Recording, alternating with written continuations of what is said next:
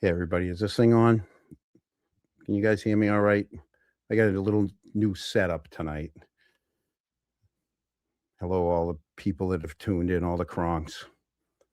Just want to make sure you guys can hear me all right. You guys can hear me all right? Yeah. All right. Well, first off, I was given a squishy ball so that I don't play with the mic and make a lot of noise. Secondly, Eric is unavailable tonight, and I'm unavailable tomorrow night. So we adjusted a little bit. Don't worry. Eric's not going anywhere. Eric's still with us. He's actually got a family party and he's going to be tuning in from a family party that he's at.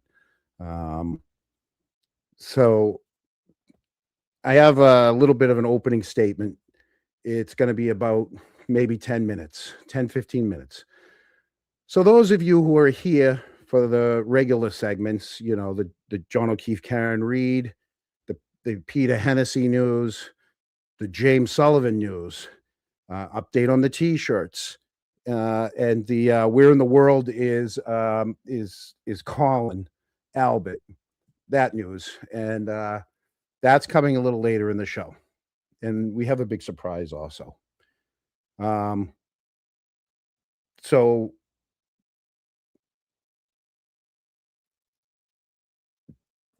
what I want to get off my chest, some people are going to call drama, what I feel is part of my own personal journey through all of this. And I understand. Feel free to come back in 10, 15 minutes. But for the first two parts of the show, I'm not going to be putting up any comments on the screen. It's not because I don't appreciate it. We do. We appreciate all of your comments and we love to hear from you. It's because I want to say what I think needs to be said. And I don't want to get distracted, my ADHD, and go down the rabbit holes of reading the comments and playing super chats. And I understand that I might lose some subscribers over what I'm going to say tonight. If it happens, it happens. But for anyone that decides that this is where you're going to get off the ride, well, thank you for staying this long. And we appreciate that you came and watched and listened to us. For the cronks in the chat, if there's a troll in the chat, ignore them. Don't worry about it. There's people that come into the chat just to stir things up. Don't worry about it. Just ignore them. It'll go away. When you go back and forth with them, it fuels them. All right, be a lion, not a lamb. And just leave it at that. So let me get through this real quickly, and that way we can get on to the rest of the show and a big surprise for you. So I feel that somewhere along the way, that some channels, not all of them, but some of the creators, some of the people who claim to be part of a movement, forgot what this was supposed to be about. This is supposed to be about John O'Keefe. It was supposed to be about a Boston police officer who died under circumstances that didn't sit right with any of us. It was supposed to be about Karen Reed getting a fair process. And for some of us, it was supposed to be about Canton. It was supposed to be about the Norfolk County and the public records, accountability, transparency, especially with our local government, the Canton Police Department, Mass State Police Department, district attorneys, the town officials, elected boards, being able to speak, have your 3 minutes to speak, right? And all the information that the mainstream media either missed, ignored, minimized, or they refused to touch for whatever reason. It was supposed to be about asking questions, about sharing information.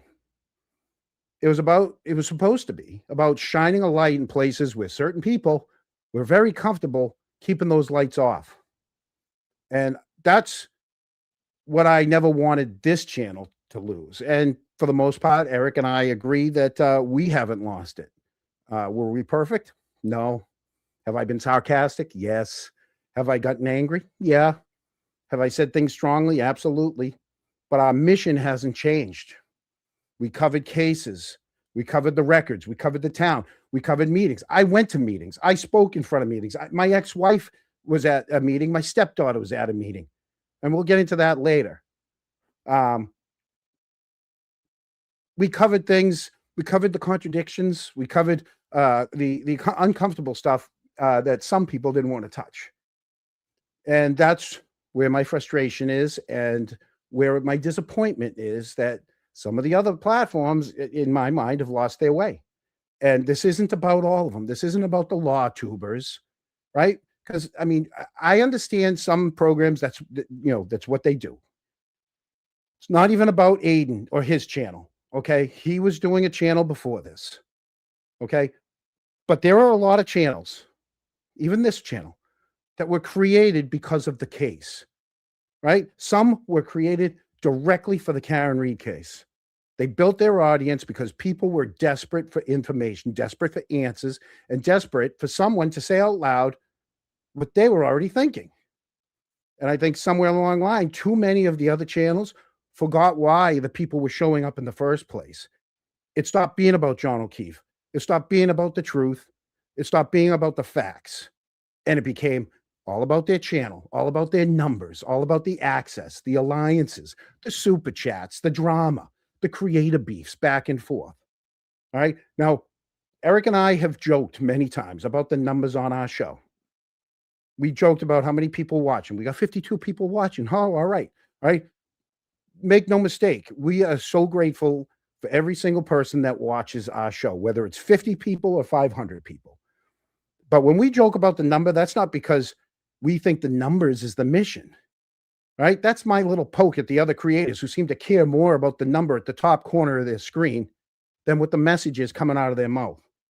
Because the size of the audience doesn't prove the strength of the truth.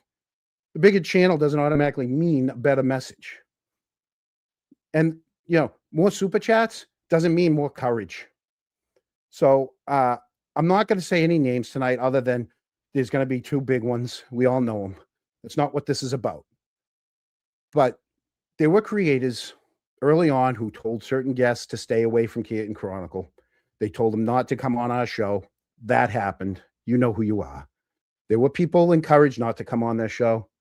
There were people upset because we had Lucky on. Think about that. A witness, a man who had information, a man who had been dragged through this case, dragged through social media, had every reason to be heard, and people were sour because he came on our channel. There's a creator that hasn't spoken to me since we had Grant Smith on the first time. I'm not naming names because that's not the point. The actions are the point. And those actions are not the actions of people who simply want to share information, simply want justice for John, right? Those aren't the actions of people who want to get the news out. Those are actions of people who want every relevant thing about them. Because if the goal is the truth, then you don't tell people where and when they can speak. So I feel like many of the other creators, it became less about the movement and about gatekeeping and their egos. And so tonight I am expressing my disappointment with how I feel with some of these channels. It's the high school cafeteria politics with microphones, and I want no part of that. And like I said, somewhere along the way, for some of these people, their channel now comes first, their name comes first, their brand comes first, their guests come first. Access, whether it's access to Karen Read, whether it's access to the lawyers, whether it's access to, you name it, right? And they used John O'Keefe, Karen Read, Canton, and the truth is what they used to build their platform instead of the reason their platform exists.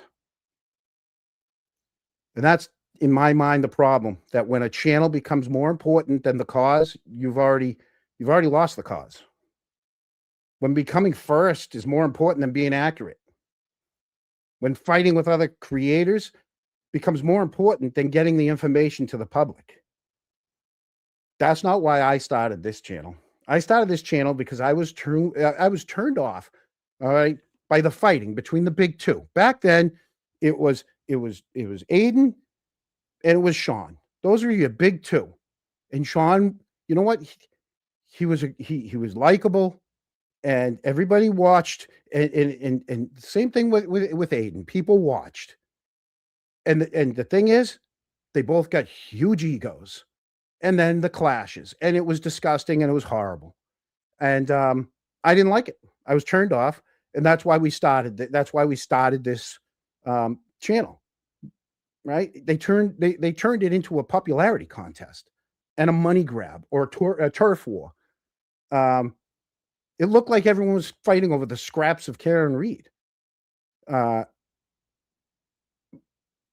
so I want no part of that. And and before all the YouTube defense squad comes and says you're just mad that people are making money, stop. It's not what I'm saying. LawTube is making money off a good product. It's nothing new. I don't have a problem with it. All right. That's how some channels are built, right? From day one. I respect that. All right. Loophole makes money from day one. You know what it is. The different lawyers, the DUI guy, Melanie Little reads her things. I get that. I'm talking about the channels that exist because of Karen Reed, because of what happened to John, because people were searching for the truth. And now somehow that the channel, the clicks, the super chats and alliances, that matters more to them than the reason we all showed up in the first place. Now, look at the forensic room. Okay. I disagree with a lot of their message. I disagree with the way that they see this case. I disagree with a lot of their conclusions, but at least they stayed true to their cause, right? They know they're not the largest channel. They know they're fighting an uphill battle, and rightfully so, because I mean, their stuff is absurd, right? They know they're not winning a popularity contest in the movement, but they're focused on their message. So I respect that, even though I disagree with them. All right. That's the difference between having a message I disagree with and having no message beyond your ego. Last week, the forensic room had the courage to come into our chat, and they posted. And even though I disagreed with the message, I still put their posts up because it was the right thing to do. All right. I'm not kicking people out because I don't like what they say. I allowed it. At the end of the day, I want to do the right thing. I didn't start this to be, an online cafeteria war. And I don't want to seat at anyone else's table. I started this because I'm from Canton. Eric's from Canton. The majority of the guests we had on this show were from Canton. It's not just a story to me. It's not just content to me. This wasn't just a case I found online. These are people I grew up with. For 45 years when I was in that town, a lot of them were my friends. Generations of my family lived in this town. Family still does. I know the streets. I know the names. I know the schools. I know the fields, the businesses, the town meetings. These are real people. And I know what people say publicly, and I know what people say quietly when they think no one is listening. And that's why we wanted this channel to be not like the other channels. We were going to talk about Canton. We were going to open it up to Norfolk County. And we were going to talk about Karen Reed and John O'Keefe. But we all got to talk about the select board, the police department, the government, the public records, the elections, the audits, right? We were going to talk about the things that matter to the people who actually live here in town. Because Canton didn't begin with the case. It's not going to end when the clicks slow down. A lot of people use Canton. A lot of people profit from Canton. A lot of people scream. But we are Canton. We always have been. And we always will be. I'm not doing this from another state, another country. I don't have to fly in to attend a fundraiser. I'm in town every day, whether some people like it or not. I'm not afraid to be seen in this town. That's why this channel has always tried to be different. The mission is not to become famous. I don't want to be famous. Eric doesn't want to be famous. The mission isn't to get rich. We don't want to be the biggest channel. And not every channel is for everyone. I get that. Everybody, you watch what you want to watch. We entertain you, thank you. But people can spend their money anywhere they want. I'm not against that. But don't pretend that every channel is here for the same reason. Don't pretend that every channel is here for John O'Keefe. Don't pretend that every channel is saying justice is actually chasing justice. Some of them are chasing clout. Some of them are chasing money. Some of them are chasing control. Some are access, like I said, access to Karen, access to the O'Keefes, to Peggy O'Keefe, access to the lawyers on both sides, right? Some people are chasing the feeling of being important. I'm nobody. I'm just a guy that wanted to start a channel to talk to you guys here in the town, and we grew a little bit. That's not where they're going. And that's the price I've paid. For the last year and plus, I've said everybody has a price. I've been saying it all along. That price is money sometimes. Sometimes it's money. Sometimes it's fame, comfort, access, being liked. Sometimes it's being invited into the room, peace of mind. It's your name, your friendships, the price you pay. How many friendships have been affected because of this? Your business. How many businesses in town? Your job, your family safety. Sometimes it's being called every name in the book because you refuse to pretend you didn't see what you saw. Like I said, there are people in town. Another reason why we do this show is because there are business owners in this town that cannot speak freely because they have to survive and can't. There are families who stay quiet because they don't want their kids targeted. There are town employees who stay quiet because they need their jobs. There are people who know things, who saw things, heard things, questioned things, but they keep their heads down because they understand how this town works. They understand the social cost, the business cost, the family cost. They understand the Whisper Network. We've all seen the Whisper Network. You're seeing it right now again with Jim Sullivan. We saw it with Lucky. You're seeing it with me. They understand what happens when you speak out. I've seen how both sides of the Karen Reed story, John O'Keefe story, have treated me. That's my price. It started with me making some memes. Next thing you know, Jen sending Aiden an Instagram picture of myself. Did he have to show it? No. He could have not shown it, but he showed it because it made him money. She sent it because she thought it would make me go away. That's the price people pay. And then when that didn't work, it became about my family. It became about spreading rumors. Another person that is paid that price is Lucky. Let me be clear. What's coming up right now, next, is not about the case. It's not about that night. It's not about evidence. We're not going to relive any testimony, statements, police reports, timelines, nothing connected to what people online want to fight about. Lucky is with me right now. All right.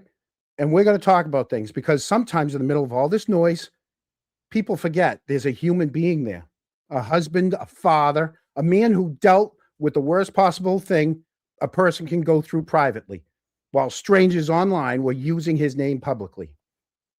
While his wife in her final days, his family was trying to survive something that had nothing to do with YouTube, nothing to do with Twitter, nothing to do with either side, no clicks, nothing to do with this circus. And yet both sides found a way to drag him into it. One of the loudest voices, the most influential, and he was the most knowledgeable. From one side, Aiden said some disgusting things about Lucky. Here, we gotta get to Mr. Lucky and we gotta get to Mr. Steven. They should, again, it is in your best interest, Steven and Mr. Lucky, to contact me. Like, let's just put it that way. Easy way and a hard way, sirs.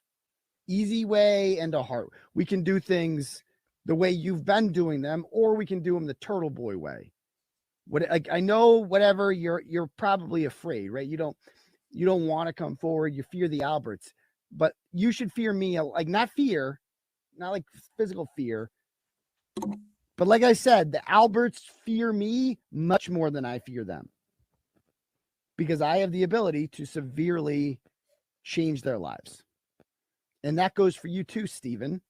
And that goes for you too, Mr. Lucky. We don't have to get into that yet.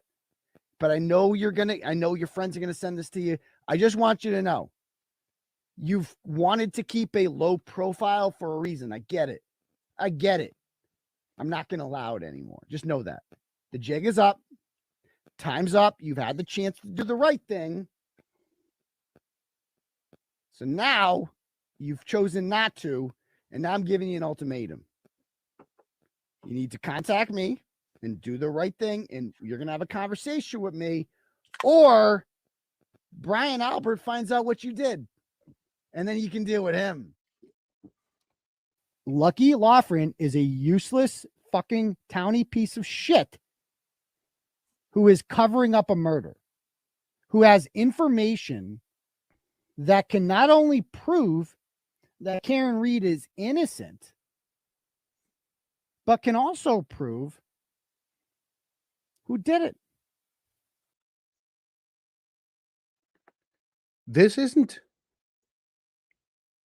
I am not doing this to shit on anybody. I'm doing this because it's the facts. Because we're going to hear in about a minute exactly what Lucky was going through.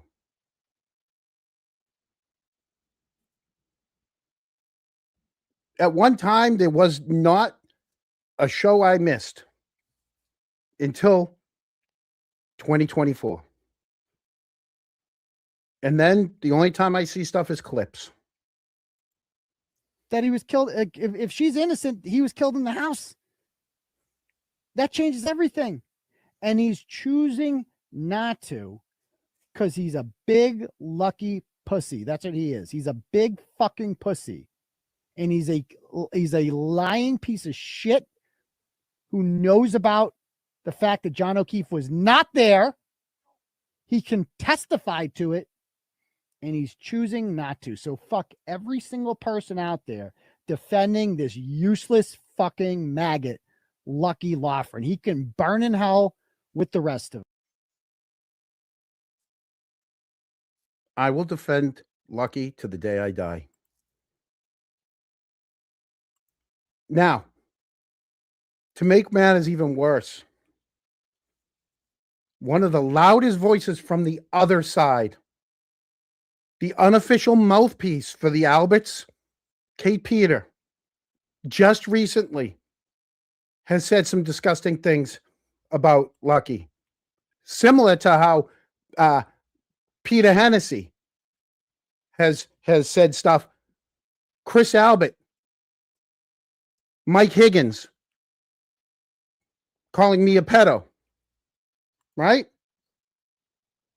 Just recently, here she is.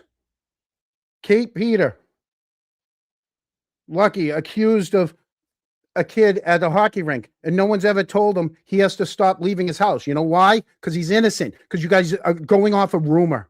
He goes out in public and experiences no scorn or harassment. Yeah, you want to know why? Because you guys keep making up rumors.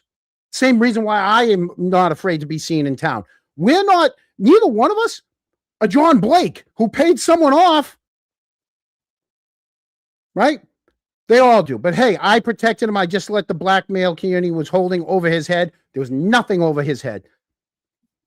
She let it fly. Now it can't be used against him in the future. It's out there. Whoopsie doodle. These are the two people, the two biggest names on either side.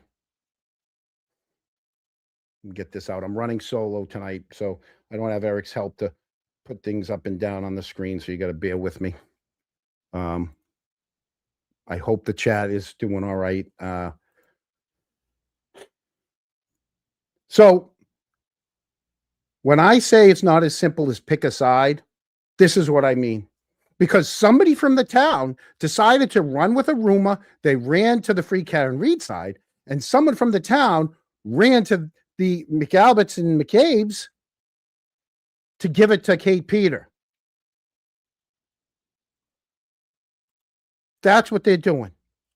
They're using people and the town in their war. And when they decide you're not useful anymore, they're going to attack you.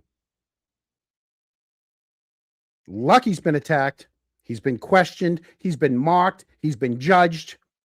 He's been used as a talking point by people who never once stopped to ask what he was actually going through.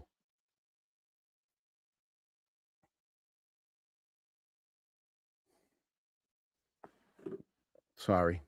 My ADD. My phone's on vibrate. I checked it. I apologize. Tonight, I'm not doing that. Tonight, Lucky's not a witness. He's not a headline. He's not a clip.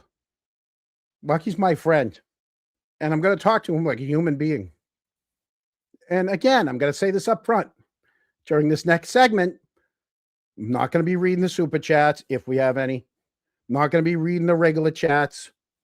No live chat will we be looking at. If you send something supportive, thank you. We appreciate it. But this part of the show isn't about stopping every couple of minutes to read the chat or put out the super chat thing jingles that we do all the time. Again, we know what that is. We know what that's about. But this is about giving Lucky the space that a lot of people never gave him. Because here's the theme, the price you pay. Lucky's paid one. I've paid one. Jim Sullivan's paying one right now. The Kolakithises have paid one. So without further ado, let me bring them up on stage. If I can do it right, hopefully. Hey, Lucky. First off, I want to make sure everybody can hear us. I think I unmuted your mic. Can everybody hear Lucky? Lucky, say hello to everybody. Hello, everyone. Give me a minute. I just want to make sure that Are you all right? Was the green room okay for you? Yes, it was. All right. There you go. I unmuted you. So, all right. Here we go. Did you have a good day today? I did. So, I guess what I wanted to get into, at least with you, I have just a few things that I want to clear up.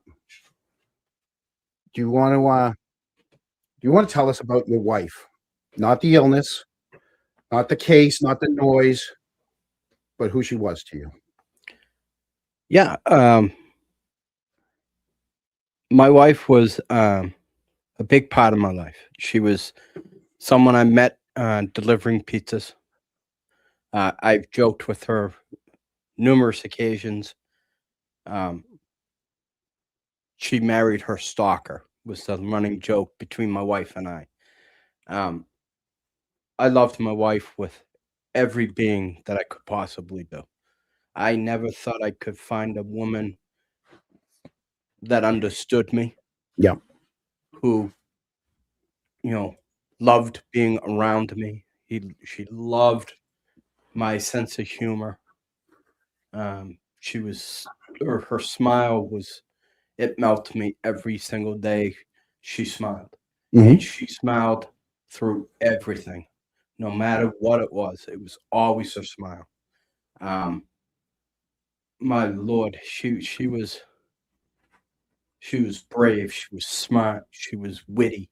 She would give her back to anyone. She just had a caring about everyone. She cared about everyone's life. Her biggest joy in life were her twins, Matt and Kirsten.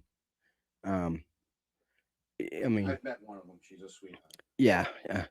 If you met Matt, you would say the same thing. He's got a witty personality, you know. Yeah. But you know, those children were her life. Mhm.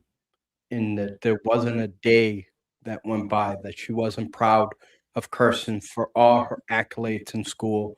Mhm. She was most proud of Maddie for all his sports accolade, of which she was always jealous of Maddie because she was never athletic. Yeah. Um, And you loved being in town. oh, that was the biggest thing with her. Yeah. You know, when we moved from Pequot Street to Legion Street, we had to stay in Canton. Mhm. We loved Pequot Street. Then we moved to Lawrence Street. That was her favorite. Just around the corner from me. I was Yep. on Walter Street. Yeah. Yeah, she just anything to do with Canton, she loved it. And she loved the fact that she was married to the mayor. She always referred to me as the mayor. Well, you are. You are. Always knew people. People always knew me. Mhm. That was one of the things that I loved most about Canton. Everyone knew you. Everyone knew who you were. You know, that was I mean, I can remember taking Michelle and the kids on a family date up to Canopy Lake Park. Yep. And my son's about to jump off the diving board in the pool. They wanted to go to the pool. It was the last thing they were gonna do. Someone came up to me and said, "Hey, what's going on?" And my wife looks at me and goes, "We can't go anywhere where someone doesn't know you." Without someone knowing Lucky. Yeah, that's kind of how it was. It was similar with my father. Was the same thing. I mean, we'd be in Disney World. You didn't matter where we were. Someone knew him. They'd be like, Joe. Yeah, Yep. the same thing. Oh, yeah. So cancer came. Yep. When cancer entered your life, how did you change your priorities? My priorities changed almost instantaneously. So my wife was diagnosed with cancer in December of 2018. We were in a doctor's office in Foxborough, not in Boston. Down at the stadium, or just Yep, okay. somewhere around there. And the doctor basically, told us to be there at 7:30. We're there at 7:30. Mhm. He doesn't see us till 9. And we're like, what's going on here? I mean, we've been here almost 2 hours now. Get into his office. He sits Michelle down. I'm sitting literally right behind her. And he goes, "Michelle, you have multiple myeloma. You have 2 years to live." And I'm sitting there, and she's absolutely in hysterics. And I'm trying to calm her down. I'm trying to calm her down just to relax a little bit. I'm afraid that she's gonna go into, panic attack, and she's just gonna be uncontrollable. Right. And I'm trying to calm her down. Again, what year was this? 2018. 18. That's okay. Yeah, 2018. And, right off the bat, I'm trying to console her, trying to calm her down. And the next thing the doctor says is, "No, let her cry." And I looked at the doctor, I go, "Dude, I've got to be able to control my wife and be able to get her to the car. Mhm. If I can't do that, I can't get her into the car." And you got to gotta- control yourself. Right. Yeah. I was absolutely, I remember this like it was yesterday. I was in control. I wasn't in control when I started to drive. Right. I remember driving down Route 1 in absolute hysterics, just bawling my eyes out. Mhm. And Uh, my wife is sitting there looking at me going, "Now you need to calm down.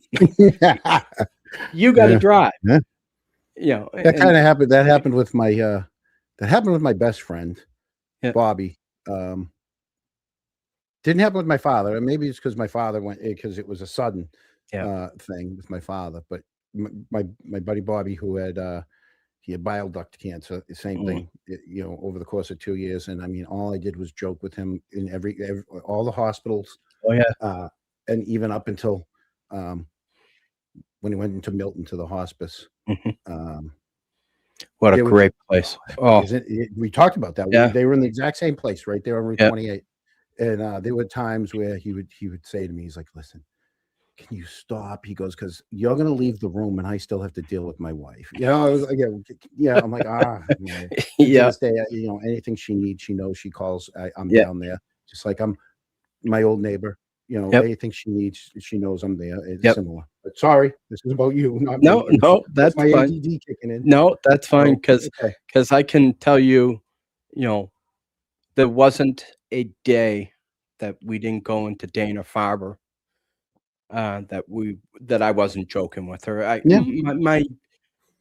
My wife's, dealt with a lot of anxiety, Mhm. you know, so my job as a husband, I found it was to make her as comfortable, relaxed, and laugh Yeah. as much as possible. And I remember the first time we met her oncologist, Dr. Laubach, absolutely phenomenal doctor. And they're going through the initial, exam, and they go in to check her ears and Mhm. the little ear checking thing, and, and they put the light on and they're checking her ears, and then went, "Oh my god, Dr. Laubach, I can see the light on the other side of the wall." And my wife is going, "Oh my god, you just didn't do this." And he's absolutely dying laughing, going, "Oh, this is gonna be great." And there wasn't a day that we weren't in Dana-Farber where my wife was like, "Oh, don't do it. Don't do it, Lucky. Don't do it. Please don't do it." And I would do I was telling all the nurses that Bobby was my dad. it. You know how he, you know, I would hold the pole as he walked around with he had Yep. all the bags and everything because he's hooked up to everything. And so we'd be walking, and I was like, "Hi, hi." I'm like, "Just here with my dad," and he's like, and after a while, he's like, "Dude, they all know you're not my dad. All Right, right, right. I'm not your dad. They know who you are by now. You know, it was one of those, but I Yeah. did. You know, So, I remember a similar story that I can share with you. Michelle was, in uh, week 2 of treatment, and chemo is now affecting her anxiety, Mhm. and I can tell that my wife was literally climbing through her skin Yeah. and was trying to get out as much as possible, and she's, again, hooked up to the pole, and she's pacing the floor. Now, back in the old Dana-Farber, everyone was in the same room, no matter what your cancer was. So in the new Dana-Farber, Michelle was on floor 7. That was the blood floor. What's the so when you're coming up the street, the one on the left, when you're coming up towards like going towards Fenway, Correct. is the Jocelyn, is that the one you No. no? So Because he it got moved around, but yeah, between so a few of them. the old Dana-Farber is literally across the The street. one on the right. Yeah, Right. okay. Bobby was in Yeah. the new one on the Yeah. left. Yeah, both buildings on the left, both the Jocelyn Yep. and the other. Right. Yeah, So he was on every floor at one point. oh, yeah. Yeah. Yeah, Michelle was on the first floor at the old Dana, and she would, when she moved over to the new Dana, she was on, floor 7. Yep. And she's on the first floor, and she's pacing, and she's pacing, and she just looks at me and goes, "I'm out." And I looked at her and I go, "I know where I can find you." And then she just looked at me and goes, "Can't I just get one?" My No, No, no. never. I'd go in, I'd watch them play soccer. Yeah, I could look out onto the soccer field out Yeah, onto Brookline Ave. yeah, I'd sit at the window, watch the kids play soccer, and tell them, like, "Yeah, the kids are, he's laying in the bed and stuff." yeah, And yeah, yeah. yeah. Um, so when she was diagnosed, she, uh, immediately stopped driving. Mhm. Um, at this point, we have been married for, I believe, 2.5 years, and immediately became, uh, Daddy Doolittle. Yeah. I had 2 kids that were in high school, a wife that wasn't driving, so I'm now making dinners. Mhm. I'm now driving, my kids to softball, baseball, taking Michelle into Dana-Farber. I had a conversation.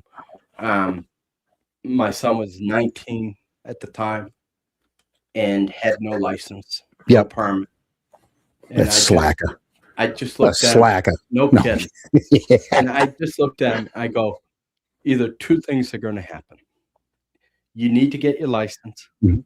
or I am just going to end up just giving up because I can't You need continue help. this pace. Right. And he did. You Mhm. know, he stepped right up. He was able to get his license. I was able to get him our van. And then I was able to concentrate more on Michelle. My priorities were always the same, even during cancer. Yep. It was to make sure Michelle was taken care of the best I could, and make sure my kids were taken care of the best I could do.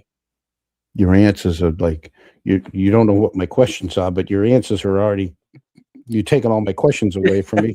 Sorry. You're answering things that I want to ask you next. But no, I mean, no, I mean, this is because this was your life, Yeah. right? Okay, so her final days are coming, right? Yep. What mattered the most to you and your inside your home? And tell us, can you give us a little bit about when that, So, Michelle started going downhill. But oh God, in 2020, 2022, Mhm. beginning of 2023, I started noticing things Yeah. that are requiring more effort.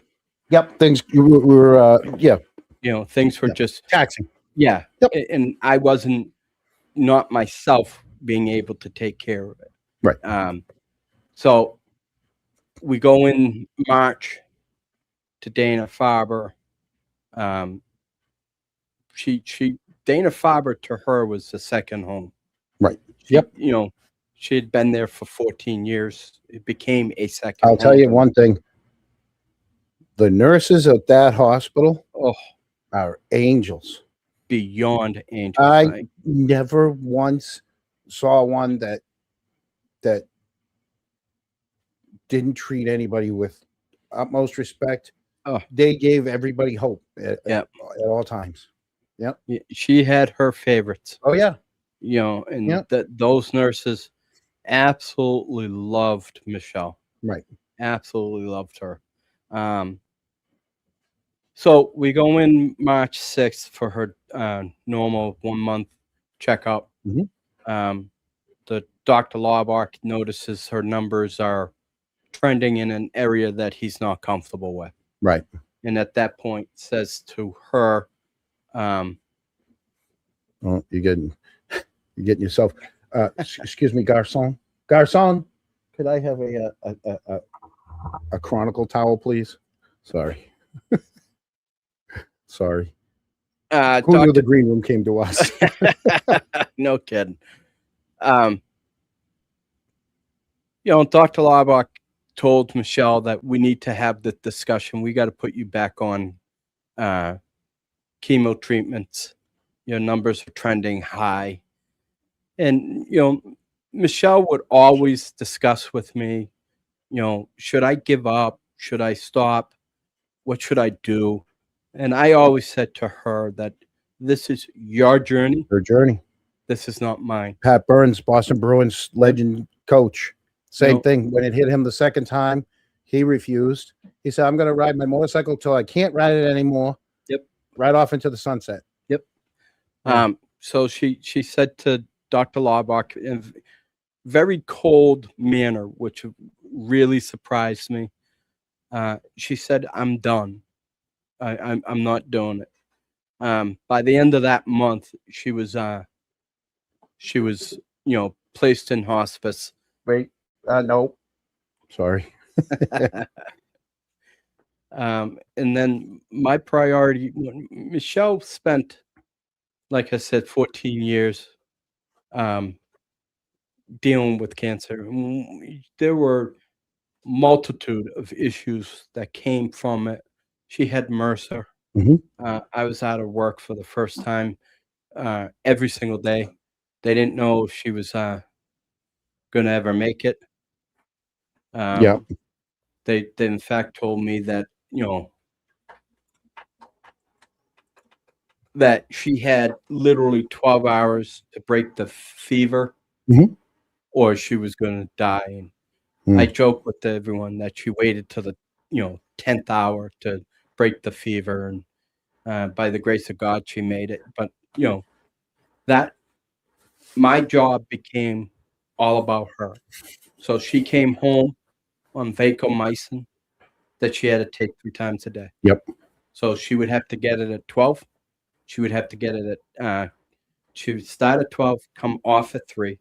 So I got up at 12, hooked her up to the IV, to the vancomycin, went back to bed, slept to 3, got up, took her off. Then to do it at 9 o'clock in the morning, she had to go back on it to Right. 12.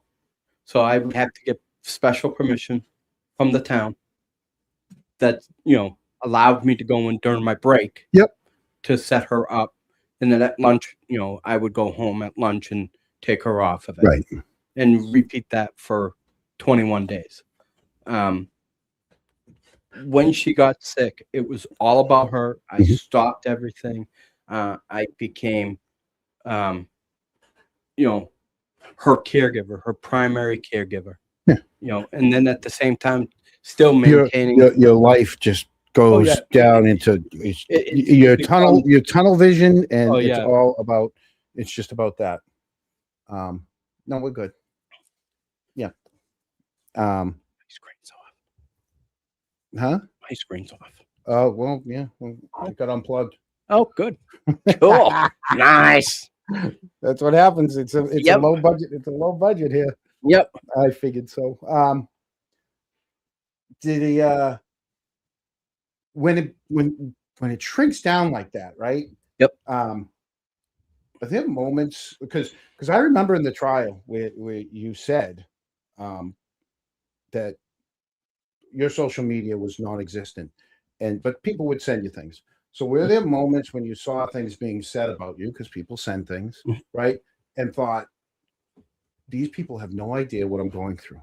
My wife is on her last breath. That's what I'm dealing with right now. Like, is that? Yeah, I got a phone call after a very nasty tirade from Aiden, from my daughter, who was on the phone absolutely in hysterics because he's now referring to me as a fat, dumb motherfucker. And my daughter's going, how can you sit there and take this? You're not a dumb wife. Right. My wife is. I said to Kirsten, I said, I'm not. He can say whatever he wants to say. Yeah. That's his business. My business, and it's not just him. Oh yeah, it's anybody. It's anybody in town. It's people can, I similar thing to me. When my stuff first came up, I said to my brother, I go, I have to say something. He goes, no, you don't. I go, why? He goes, you don't have to defend yourself with every little thing. Yep. Live your life. Right. He goes, you know what the truth is. Right. You don't have to explain yourself. Right. I'm like, okay. And so that's how I went with. But I didn't have a dying wife at the time. Right. So, I'll give you a prime example of how my life was when my wife was sick and when my wife was dying. My wife died. And the very first thing, I did to try and cope with everything that I was feeling was to take a trip out to Wisconsin to see beautiful a out deer. there, isn't it? Oh, love Wisconsin. Sometime you got to go to Montana. That's a bucket list. Oh my God, Montana is absolutely beautiful. And 2 years ago when I went to Sturgis, me and a buddy on the state trooper friend of mine, two of us on bikes. The minute you get outside of New England, Oh, It's awesome. it's beyond Yeah. awesome. And I went to see. Michelle and I were scheduled to go to Wisconsin Did to you go to see. Milwaukee? I flew into Milwaukee. Yeah. I went to Okay. Green Bay. Okay. Yeah. So her best friend lives in Green Bay. Lives literally 15 minutes from Lambeau Field, Mhm. and absolutely The frozen tundra. hates Green Bay. Yeah. And I spent 5 days there. Yeah. Just to try to comprehend what was going on. At the same time, I was also taking Michelle's remnants, her cremants, Yep. and placing them in a hourglass. Um, I did that out in Wisconsin. I have done so many vital, important things in healing and trying to deal with the loss of Michelle. I've done with my friend Wendy out in Wisconsin. That's awesome. I That's mean, awesome. she has been every anniversary I seem to be out in Wisconsin. Didn't Well, good. realize You that. know what? Yep. You're doing what you're doing. What you need to do to heal Yep. your heart. Yep. So I So gave my father skates to my yeah. sister. So people know now we have a half sister. Okay. She lives in New York, and one of the first gifts I gave her, Yeah. which to this day I'm pissed. I'm jealous that I did it, but whatever, I did it. I gave her my dad's skates. He had these beautiful graphs. Those are the Yeah. last skates that he was using. And they're right there in her main room in front of the fireplace. Yeah. And every time I go out there, I say, I'm going to take one of these. We're both each going to have one. I'm taking one back. And she's like, you will not touch those things. I mean, they're there through, even when she decorates for the holidays. Yep. Those skates are always a display item. Yep. In her house. I mean, Yeah. it's so I can't take them. Yeah. I see them. So it makes me feel awesome because every time I go out there, Yeah. there's my Yep. dad right there. Yep. I got Absolutely. like, it's the reason why I got my tattoos. Yep. Both my tattoos are for my father. Yep. Yeah. Yeah. I have 2 tattoos, one for my wife and one for my father, and God forbid when the time comes, one for my mother. Yeah. But I had put my phone away Mhm. when I go down to Wisconsin completely. Out to Wisconsin. Out to Wisconsin. It might even be north. No, it's west. So No, but it might be north and west. no, it's Is straight it straight? west. Straight It's west. not north of the Route 90? Nope. It's not 94? Nope. It's Route 90 Oh no, I've been out there. I'm out just wondering if to it's the next yeah. interstate west, and it's Yeah. west to So maybe South look Bend. it up on Google Maps. Yeah. I have already looked at possibly driving. I know it's 1,700 miles. Yeah, I know. You To know, me, that's nothing. Right. I'm used to doing 800 miles a day. exactly. Yeah. So phone gets shut off. I literally don't do anything to the last day. I find this incredible breakfast spot in Green Bay and go there, and it's the Pancake House, and the name for pancakes, and I get a plate that is massive, and it's got pancakes on it, and I snap one picture and go, holy pancakes. Right. I remember that picture. And Aiden Yeah. takes off on it. Yeah.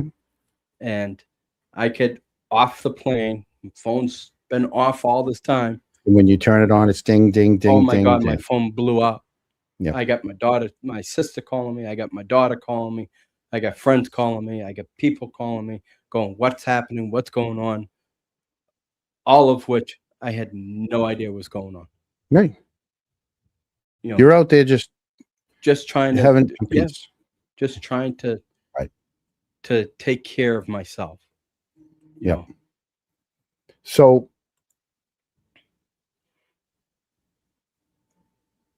a lot of people, they mistake silence for weakness. Like I told you, my brother told me you don't have to, sometimes I like to. I love to fight with people, right? It's just in my nature. But then there's sometimes that I'm like, you get tired of defending your name and the truth. And sometimes you can't even prove that because there's nothing there. You have nothing to prove that there's nothing there. So Yep. sometimes, do you think that a lot of people mistake your silence for weakness or guilt, or that you're hiding, when you're really just protecting your heart and your family? Yes. Do I want to, run out to the social web and throw out everything and debate everything? I'd You still know, be doing it. you're not that kind of guy, anyways. I'm You're not. you're a I picture don't here, a like picture there, confrontation. right? I've never liked it No. from the get go. Then I personally, why'd you pick the biggest, heaviest musical instrument? Okay. Why did you pick the sousaphone? Well, at the time, I figure, why not? Yeah, I had the bass drum. I'm just I as know. bad, you know. I came from a family that let's sit back, mind our own P's and Q's, let the people say what they got to say. We know what's the truth, Yeah. and there's no need to fight it. Yeah. I remember, Do you ever think if you ever responded to make it worse? Happens to me. yeah, I Happens to mean, me. I was afraid that if I responded to any of it, it would just magnitude 10 times and explode. And now I'm debating everything from, my socks don't match to, No. You're wearing the different color. I mean, He wears the same shirt every day. Right. Right. I don't. Okay. I have that's- my work shirt. You know what my work shirt Yeah. is? It's that neon, right? Yeah. Been with the company. Believe it or not, I got a new job. Wait a minute. I've been with a new job. I've been with the same company for almost 20 years. Okay. They give you sometimes, normally it's 5. Sometimes they give you an extra batch or 10 t-shirts, and they have never changed. It's the same shirt for the last 20 years. Right. I've got a stack of them. So, same thing when I was at Coca-Cola with my buddy Bobby. You know how many Coca-Cola shirts we had? And it was just the same Coca-Cola. Yep. Hundreds. Everything was Coca-Cola jackets, Coca-Cola shirts, you know what I mean? It's like, so people see you in the same outfit. It's not the same shirt. It's just that I have 200 of them. Exactly. Yeah. So it's I like I said, I remember my daughter cursing, calling, crying, hysterics. Why aren't you defending yourself? I remember Wendy calling me. She had gotten some stuff on Facebook, and she's sitting there telling me on the thing. She's like, I want to go in and kick ass. If you're not going to, I'm going to. Yeah. And my stepdaughter's been doing the same thing. and I said to Wendy, I said, you're just going to make things so much worse. The crap will go away in a couple of days because I'm not giving them anything and they ran out of the material. Right. So I said, just let it go.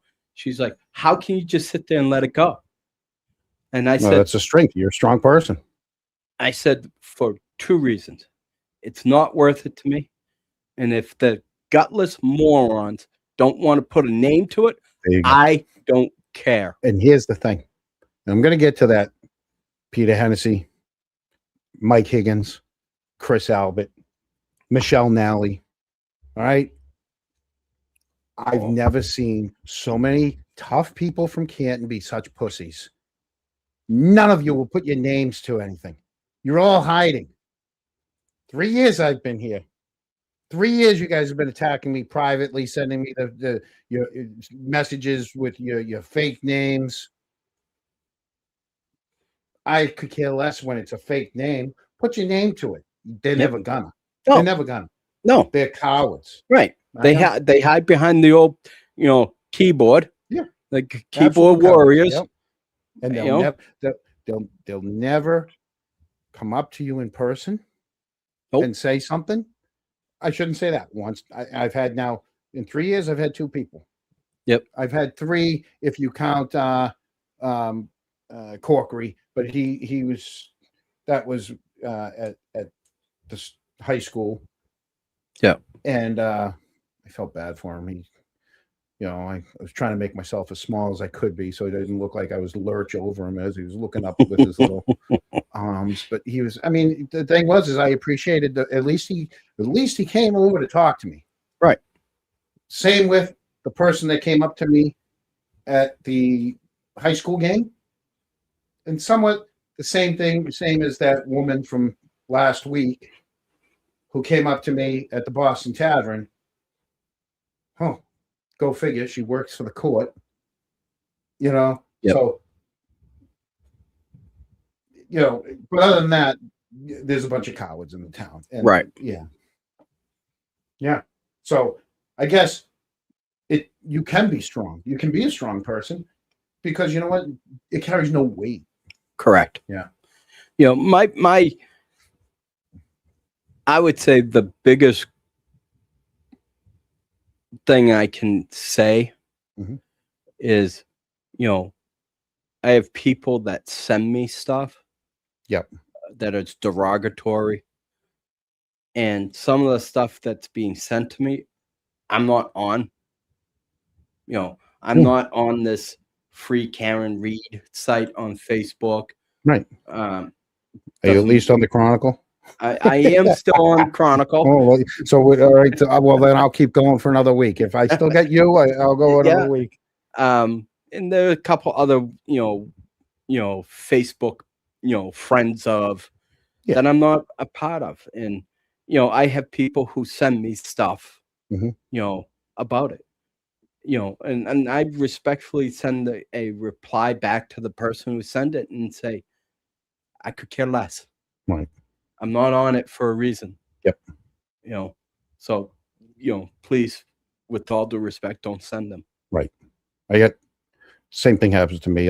Some people send me the things like, "Did you see this?" And I'm like, "Yeah."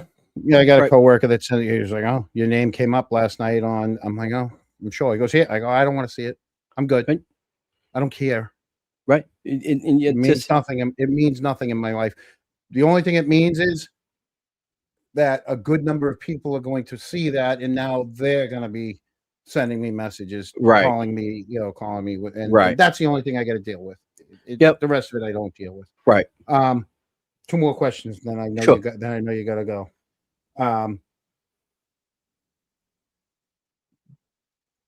You mentioned something about our guest from last week. Yes. Yeah. I'm not sure who she was. Her name is Dee Dee. Dee Dee. Yeah. I just want to thank you. I thank you from the bottom of my heart. I've never met you, yet you were very kind, very nice, and suggested to John that you give her half to me. And I appreciate it. And I told John her did. Yeah, and we gave you our half too. I was very, very taken back by it. I was very flattered by it. I've never met you. We went out and had a big apple from I did. Bickford's.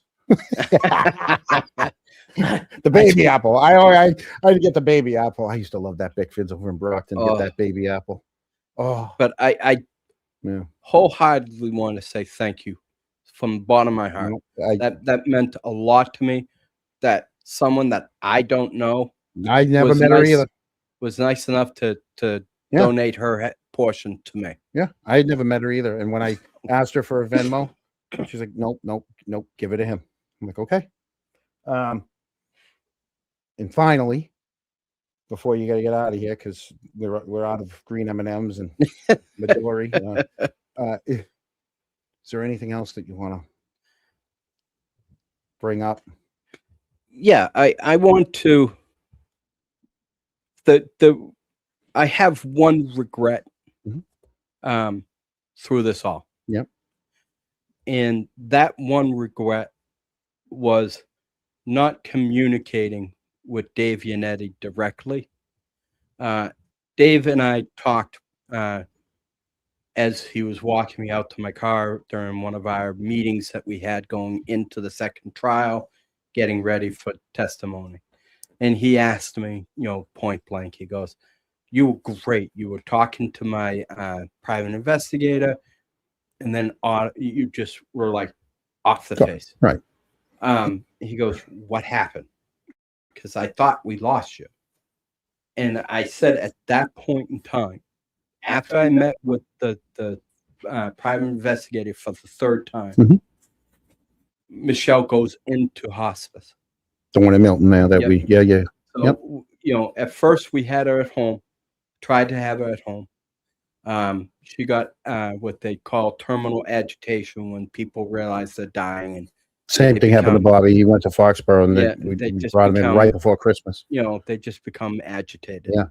And she was becoming agitated. I couldn't do it anymore. At Mhm. that point, I'm barely getting 2 hours sleep at the time. Mhm.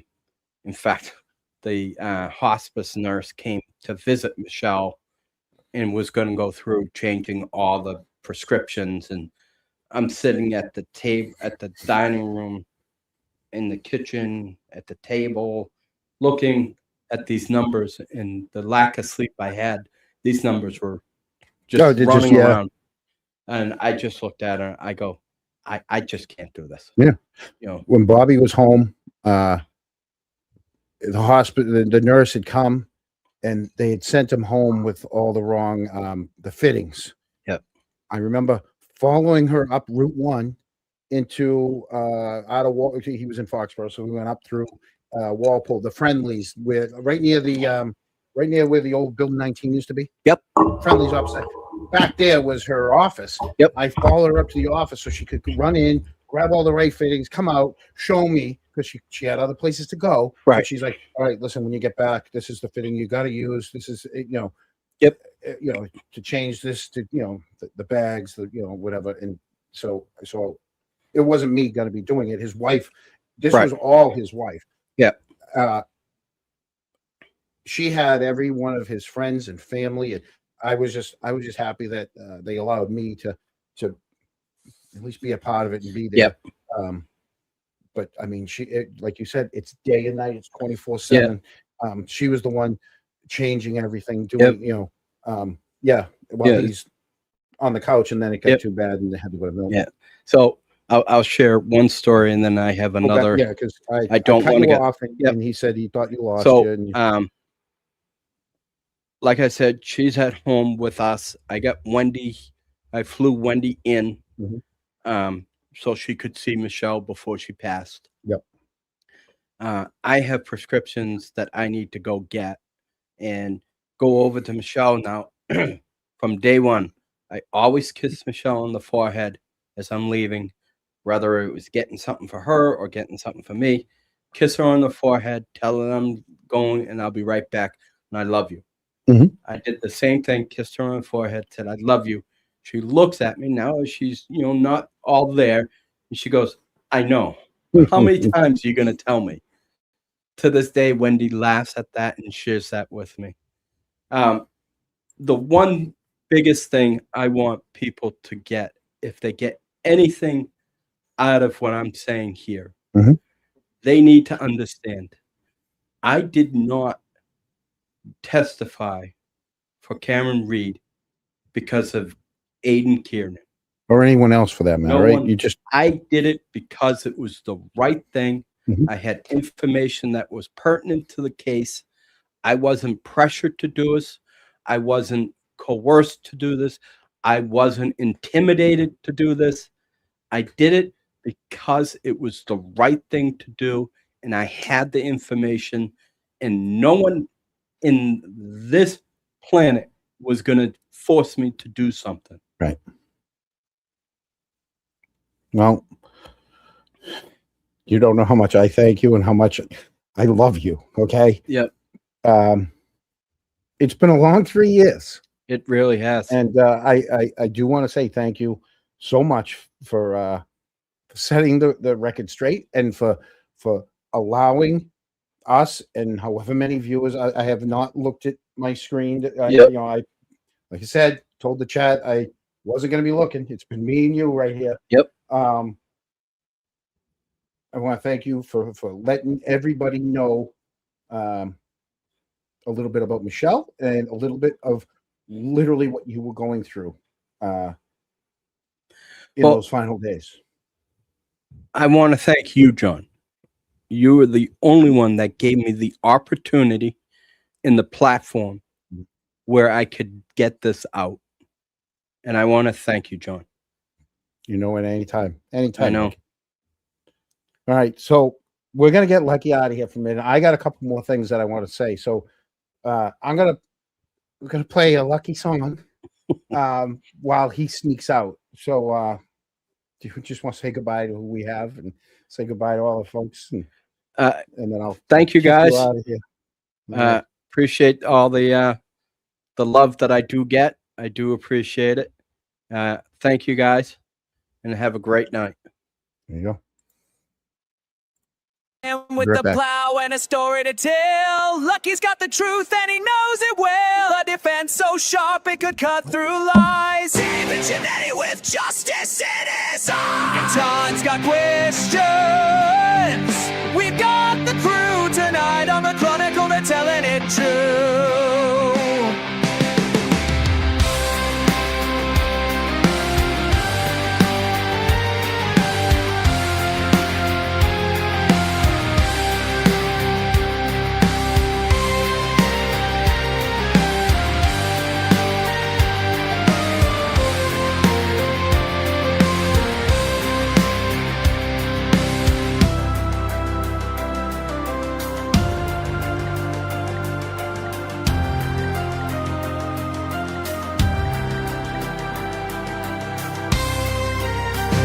It's the man with the plow and a story to tell. Lucky's got the truth and he knows it well. Defense so sharp it could cut through lies. David Giannetti with justice in his eyes. Todd's got questions. We got the crew tonight on the Chronicle, they're telling it true.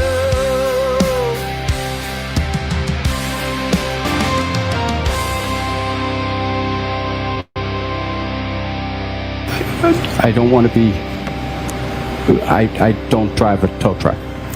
My apologies. Is this funny? I'm sorry. This is not funny, sir. Of course, there are other friends, but you. Miss Giannetti, please no more, of course. Of course, Your Honor. We're done here.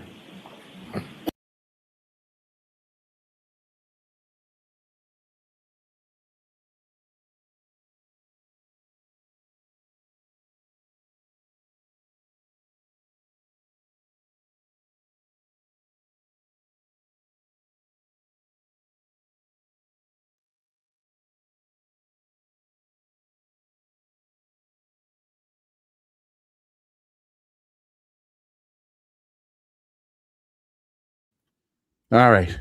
Hopefully I'm back. I had to boot Lucky out of the green room. He tried to go after all the extra food that we had, the turkey tips and everything. Yeah, this is going to be like I said, it's not one of my happiest shows. So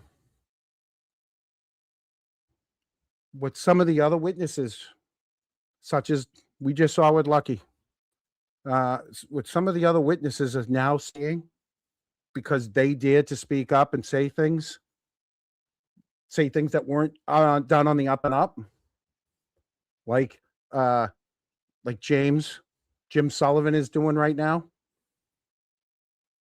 This is why I wanted this channel.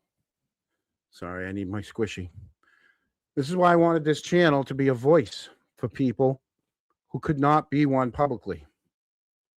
This is why I wanted Canton Chronicle to be more than a reaction channel, more than just clips and gossip and drama and outrage and fighting with all the other channels.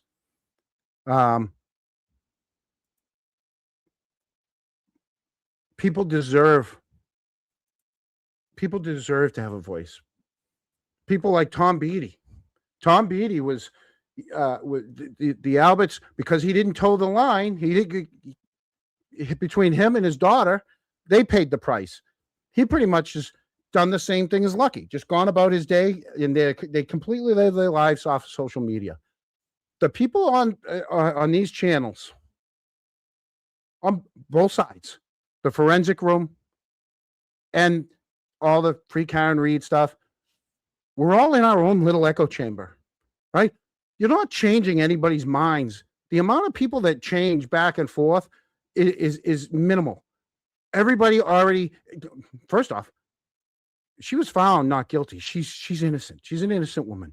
We know a vehicle did not strike John. We don't know how John met his maker, but it wasn't from Karen's car. And so week after week, the same talking points for the most part are being fought over and over and over, except for every once in a while when we get new information. And then depending on who gets it, right? It's all, again, the gatekeepers. Everybody wants the credit. And when it becomes about the credit and not the actual story, that's when I see there's the problem. I wanted to provide information to our viewers, whether that information was good, bad, uncomfortable, inconvenient, or unpopular, because I thought people deserved the right to know. I put out a story today. It wasn't a story, all right? I put something out for someone. Again, second time, we're going to get into another one in a minute. But I put something out that some people did not take too kindly to, and it was about the high school principal. I didn't say anything bad about him. All I said was there seems to be a connection from this high school principal to three of the gentlemen who are in the story of all the racist texts, along with Katie Brown, the mother of one of the Alberts' kids, and Jillian Daniels, and they were all friends with the Goods. So when you have people all running in the same circle and you get all these racist texts, and only a week later, someone's named the high school principal, it's fair to ask the questions. And that's all I said. I didn't say that she did anything wrong. I didn't say she did one thing wrong. And I said, it's fair. It's fair to ask the questions. So I think that the people of Canton deserve to know. John O'Keefe's memory deserves more than silence. Karen Reed deserved more than the process that people were told not to question. And Canton deserves more than the people saying, just stop talking. You're hurting this town. We talked about it earlier. Last show I mentioned somebody came up to me at the Boston Tavern on the same night that Testify thing was going on. They told me that even if Karen didn't do it, what I'm doing is hurting the town. Think about that for a second. Not hurting John O'Keefe's memory, not hurting the search for the truth, not hurting justice, accountability. It's hurting the town. Just that alone tells you everything you need to know. Because to some people, the worst thing is not the injustice to John. The worst thing is embarrassment. To some people, the worst thing isn't corruption. It's exposure. To some people, the worst thing isn't what happened to John. It's that people found out. To some people, the town being quiet matters more than the town being honest. To some people, comfort matters more than truth. To some people, protecting the image of Canton matters more than fixing what's broken in Canton. Especially now, since we've seen those horrible racist texts from people that we never would have thought would be the ones sharing such hate.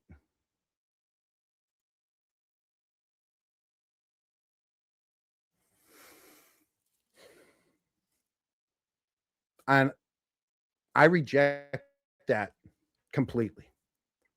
Because if your version of loving this town requires silence, that's not love. That's protection.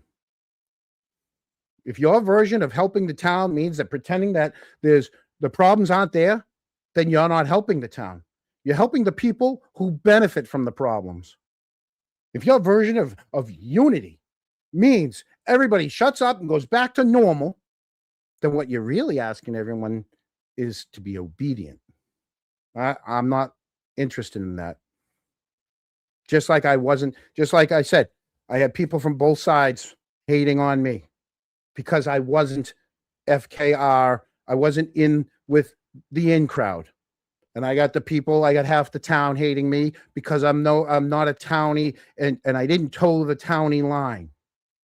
I'm on an island. It's where I've been for 3 years.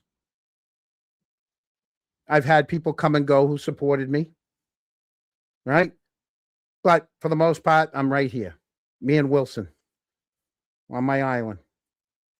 I don't want the Canton where everybody whispers, but nobody says anything out loud. I don't want the Canton where just the right names get protected. Where people are afraid to file a records request. I want a better Canton. I want a Canton where public officials will answer questions. Where the public records aren't treated like secrets, where you have to jump through hoops. You have to word it literally exactly right, because they're not going to work with you. All right? Because they don't want to do it. Because they hate you. Because they don't want to give up the records. Because it's embarrassing. Because they want to protect the embarrassment. They don't want to protect what went wrong. I want to see a Canton where police accountability is not anti-police. There's nothing wrong with that. We had that at one time. We lost that. I want a Canton where residents and even business owners don't feel like they have to choose between speaking up and protecting their livelihood. I want a Canton where John O'Keefe's death is not something people move past because it's uncomfortable. Justice for John O'Keefe, accountability for Canton, truth over comfort. That's where I stand. And if it makes people uncomfortable, good. It really should. Now, gonna go back to the money because I know people are gonna throw that around, right? We've kept a fraction of what's been donated to this station, a fraction. Okay, one of those FOIA requests was from someone. We had a woman on, Mizzy, and back then we were still a very new channel, and we'd be lucky if we got $20, and that's before Google takes it and takes their cut, and before you end up getting $9 or $10. And a person wrote to the town, or they CC'd the town, but they just basically said, "Hey, this person's going to be going on the show. He makes a considerable amount of money. Can you make sure can you not go on his show unless he donates all the money to Dove?" I would have been more than happy to donate if we made anything, but we weren't making any money. Our goal, our mission was to get the word out. Okay. So the money went right back into the work, right back into the records requests. It's been going to find documents that people in this town have the right to see. It's gone to the Canton Food Pantry. It's gone to the American Legion Band. It's gone to the dog shelter. And now with the newest merch, right? Money's going to go towards a Canton senior next year. A Canton senior from Canton. Because again, that's the difference. We're not just talking about this town. We're giving back to this town. We tried to give back to the high school, but Derek Folan said we're too political, and they didn't want our money attached. They didn't want our name attached to the money. So that's why it went directly to the Legion, who were more than happy to take the money. All right. So whether they want it or not, I'm sure if they refuse to allow us to give it, we're going to take the money. I'm going to go open up an account at the Canton Co-op. That money's going to go in the co-op, all the money from the merch. And yes, we're going to talk about that merch because it's not taken down, even though someone tried to get it taken down. It's not down. They did try to take it down, but I've got news. I got news for you for that. Going to open a bank account. All that money from any of the shirts that any of the shirts, the hats, any of the merch that is, we have a new slogan, and we're going to bring that up. But will go to a senior. And if they don't let us do it through the scholarship way, we'll put an ad in the paper and people can reach out to us privately and we'll do it through the show. To any Canton senior, we're going to come up with something. So there are not many other channels that can come close to saying what I'm saying tonight. A lot of people can use Canton in their thumbnails. They can use Canton for their shows. They can make money off of Canton. They can scream about Canton. How many of them are giving back to Canton? How many are putting them back into the town? How many are still going to care about Canton when this case isn't the top story anymore?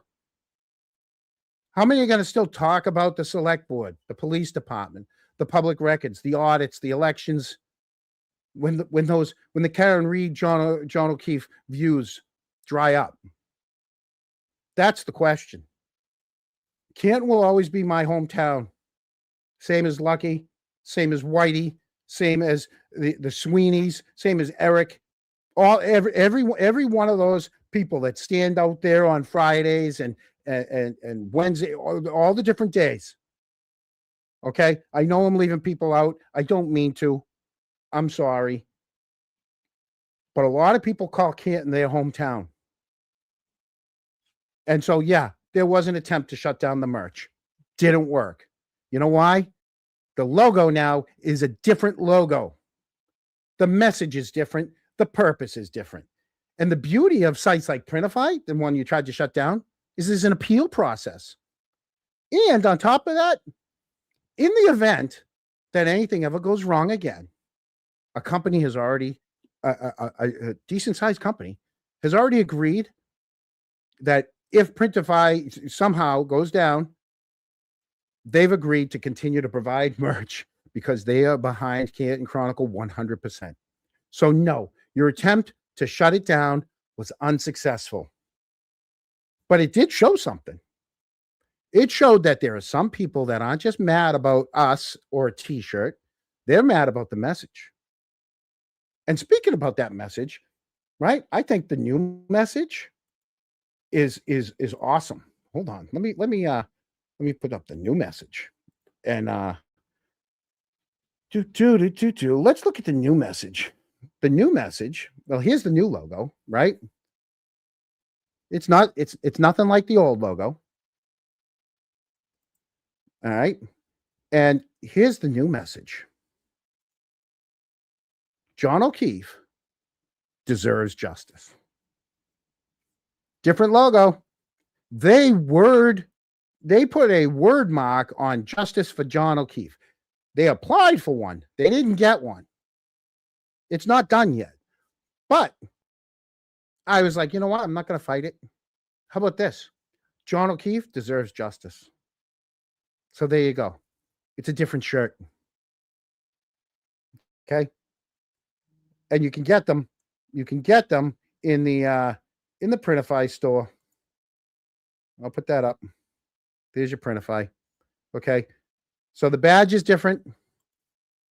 And the saying is now different because people were upset because it's about the money to them.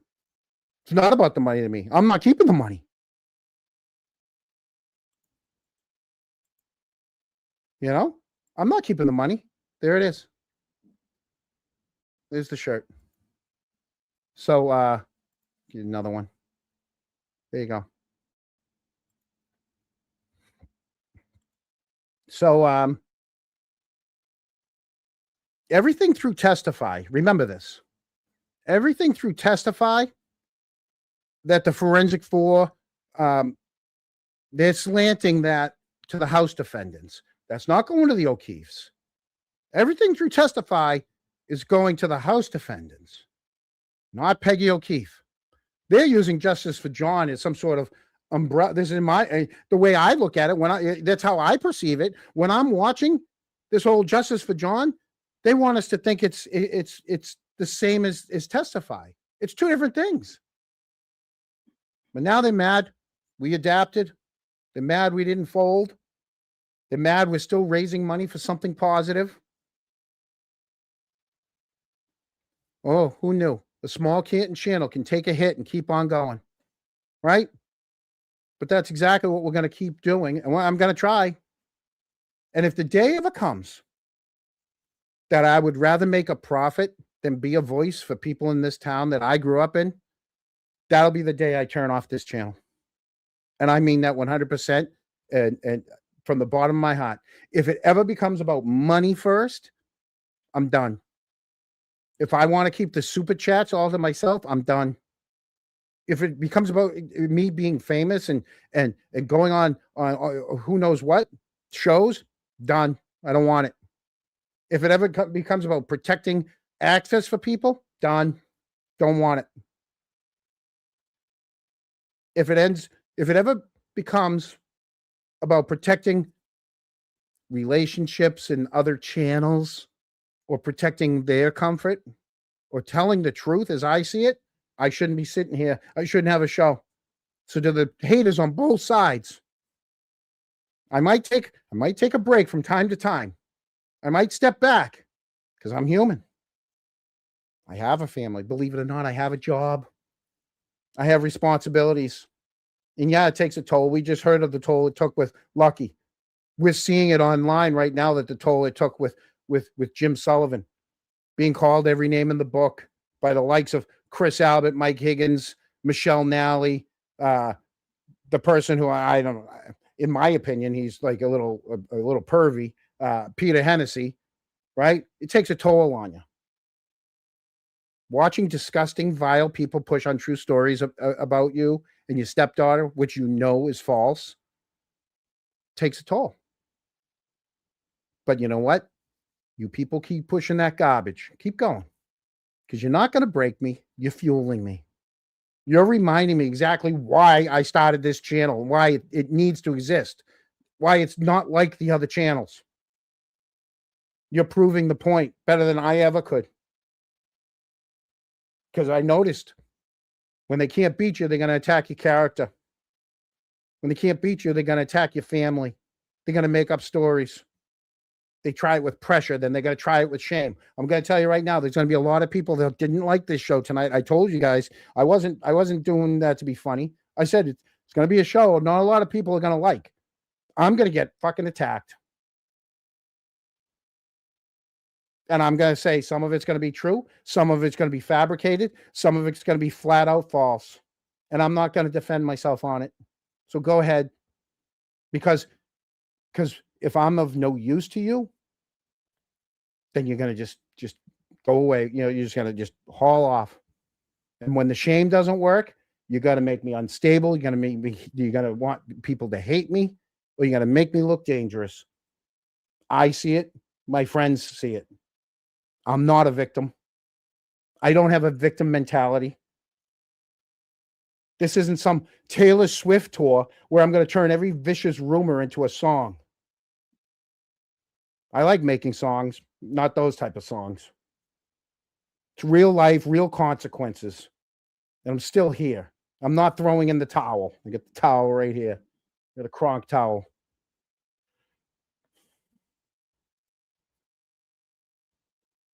Every time I step back, I'm going to come back stronger.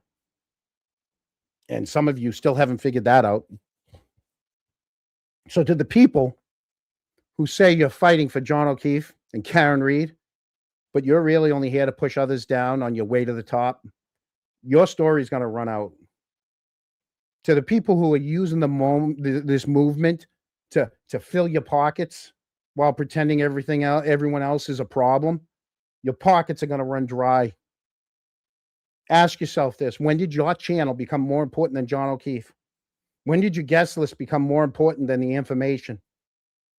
When did your super chat total become more important than the truth? Or your group chat more important than the whole movement? When did destroying other people become part of justice? Because from where I sit, that's not justice. These are people. These are neighbors.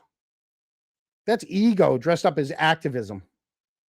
If you're a YouTuber right now, if you're watching and you're upset, thinking this was about you, I didn't mention any names. Why did you recognize yourself in it then? This isn't about one channel, one creator, or one group. It was about the moment some people forgot what this is supposed to be about. It was John O'Keefe. They started acting, these people started acting like it was their, all about their platform, their ego, their subscriber count. If it doesn't apply to you, then it doesn't apply to you. If I hit a nerve, I think there's a reason for that. I'm not perfect. I know I'm not perfect. I'm a nobody. I've been told by both sides I'm a nobody. I don't have a fancy production. I got a curtain. Sometimes I trip over words. Look, I got my squish ball. I haven't touched the mic tonight. Sometimes I'm sarcastic. Sometimes I'm blunt. But I like to think I'm real. I'm Canton and I give back. I give back to this town. My mission hasn't changed. I'm here because Karen Reed deserved a fair process. Because Canton deserves honesty. Too many people still want everyone to stop asking questions. It's not going to happen. So, I took a few days off from social media last week, Wednesday, Thursday, Friday. I got to laugh about this. And, but the information didn't stop. The questions didn't stop. I had some citizens reach out to me asking if I knew that the Greg Connor sign sitting on the lawn of a Proctor family member's house, if I knew about it. And I said, yeah, I knew. So I wrote something up. I asked someone to post it for me because I was taking a few days off. Wouldn't you know it? It's always fun to sit back and watch who posts, who shares, and you can see the intent behind it. Some, they want to pass the information off. They want to get it out there. Some, it's about the clout. It's about their name. Now, I know I've been accused of using AI in my posts. Do I use AI? Fuck yes. Not all the time. Not to create my fights, not to invent my position, not to replace my voice. I use it as a tool. We know my brain's scattered, right? I help it to organize my thoughts, to tighten up some things, right? Clean up a post when I already know exactly what I want to say. That's a little different than letting AI write the whole thing for you. Copy, paste, push it out there. You leave the icons out there. You leave the dashes out there, the quotation marks, the bullet points, and then pretending it was all you. I see you. I see the lazy ones. Those are the ones that are always easy to spot. Then they're on both sides. And to me, again, what it shows, it's really about the people. It's not about the message. It's not about John O'Keefe to them. It's not about Canton to them. It's about how many likes they're going to get, how many reposts they're going to get, who's acting like they're breaking the story, who's going to stand on someone else's stuff and call it their own. Some of us are trying to get the information out there. Some of us are trying to get their name attached to everything. Who gets to pretend? It's fine. Thank you for the person that put it out there for me. And, the person who asked me thanks me. They already thanked me. Don't pretend that that information magically didn't appear out of thin air. And funny, we're going to get into that. Funny how that sign's already been taken down. So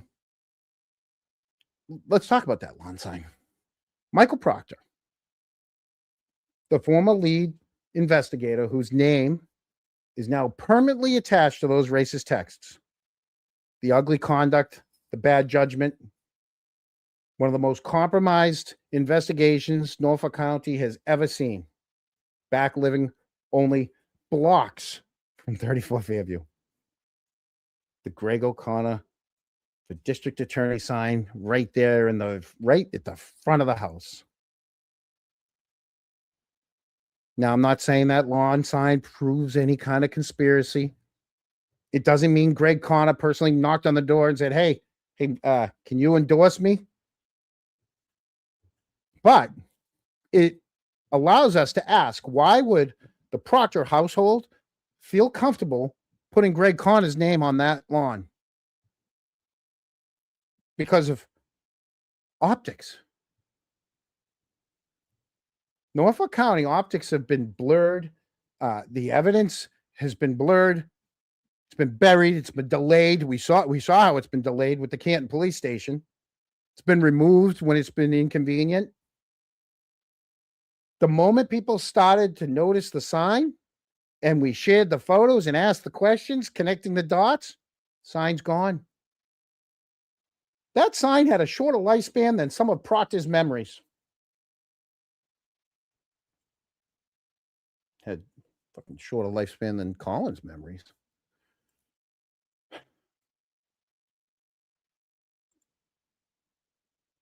I apologize, people. I tried to warn you. It wasn't going to be a fun episode, and I'm sure Eric's sitting at home right now saying, "Thank God I wasn't there tonight."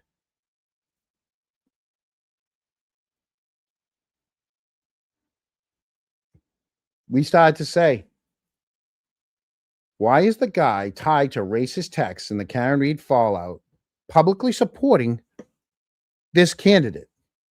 And then all of a sudden, poof, sign's gone, vanished, went into the same evidence locker as Michael Proctor put all of Karen Reed's evidence. Why did it disappear after people noticed? Because here's the thing: if it meant nothing, why take it down? If it's innocent, why not leave it up there? If you're proud of your choice, why are you all of a sudden acting like that sign was radioactive? That's the problem with Norfolk County. It's a machine. They want the public to ignore the obvious, ignore the relationships, ignore the culture, ignore the same names that show up over and over and over and over again. Ignore the texts, ignore the conflicts. Oh my God, as I'm saying this, all I can think about is Alan Jackson. Look the other way. Ignore the lines, the lawn signs. Ignore the pictures of everybody together. Ignore the cleanup right after the screenshots are out there. But we're Canton Chronicle, and we don't want to ignore it anymore. I want to ask, why is it the same cast of characters keeps orbiting around the same power structure, the same DA's office, the same police culture, the nothing to see here attitude?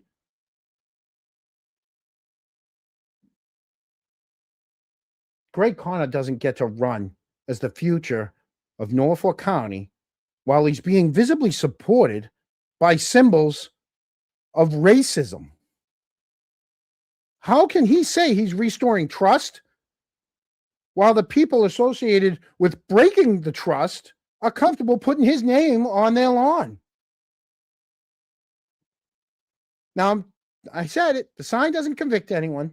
Doesn't say he did anything wrong with Karen Reed, but it tells a story. And now that they've removed the sign, I think it tells a bigger story. Kind of similar to the Canton police say no to the audit when all of a sudden that sign appears inside the station. So was it just a lawn sign, or was it an accidental honesty from the machine? Okay. I also want to bring up Jim Sullivan. Jim Sullivan has been very local recently on social media. He's kept quiet, but he finally felt safe enough to speak out. In this case, we've all seen it. Speaking out has never been free. It's not been easy. And it comes with a price. There you go. There's the price. Ask Lucky. Ask myself. Ask Nicola Keith. This is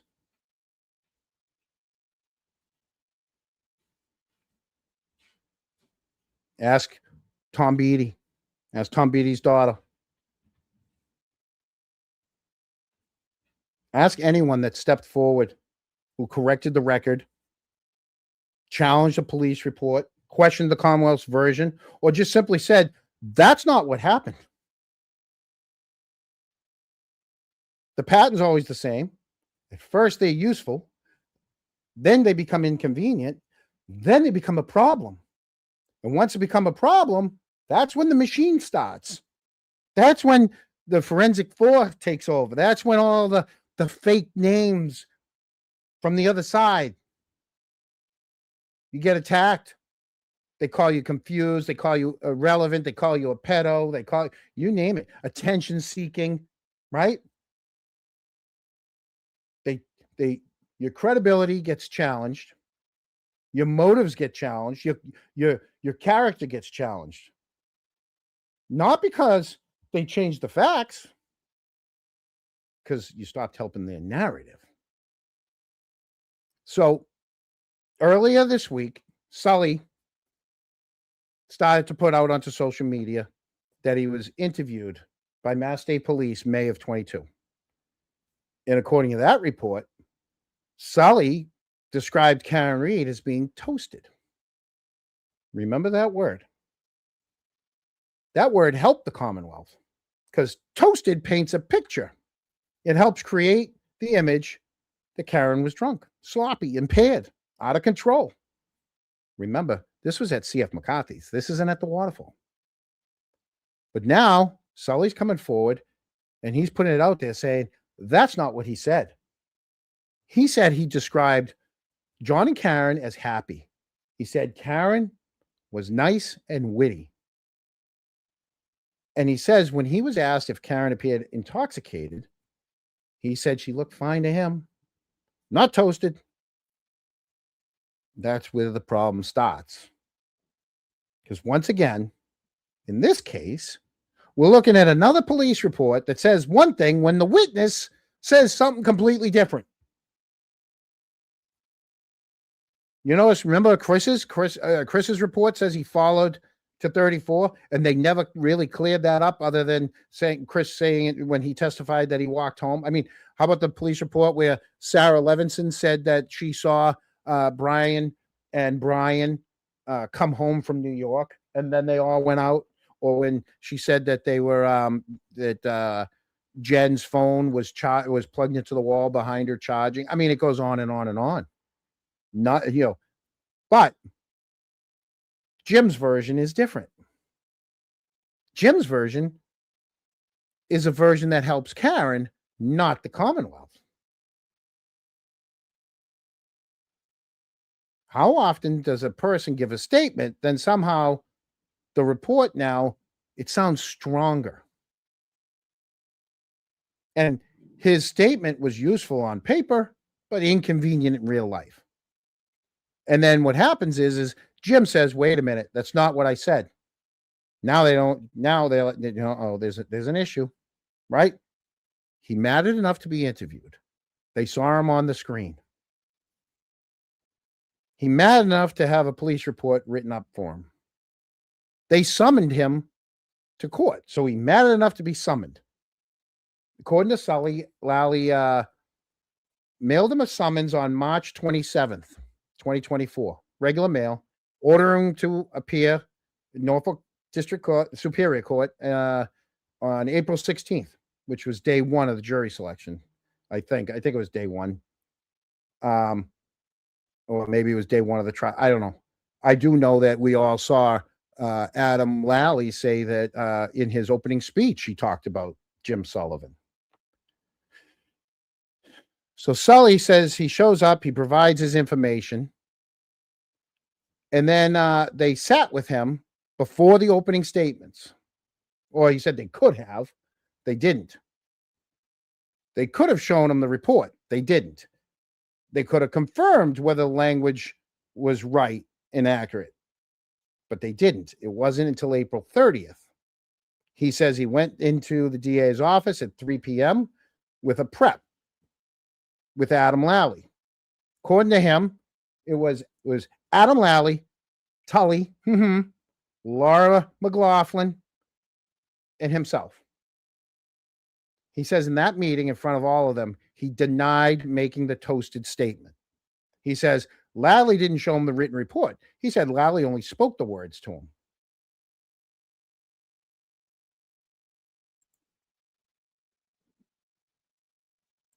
This is where I have to say that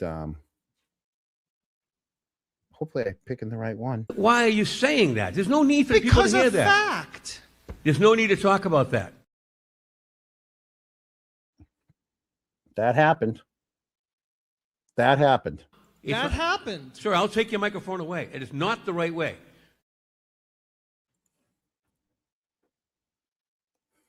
So they wouldn't show him his report, but they allowed Jen to watch her video. Remember, Jen and Matt were allowed to watch their video because it helped, but they wouldn't even let this guy see his statement. Wouldn't you want to know whether the report actually reflects what he says? Remember, Jen and Matt got to watch that video from the dash cam. You know, you guys know the video I'm talking about. That's the video in which Kerry goes into the house, which nobody ever mentioned, right? And then Matt goes into the house multiple times. Nobody ever mentioned.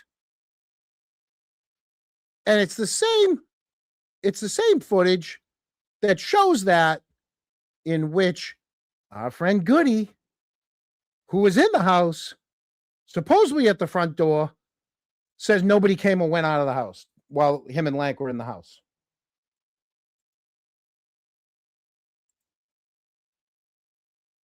So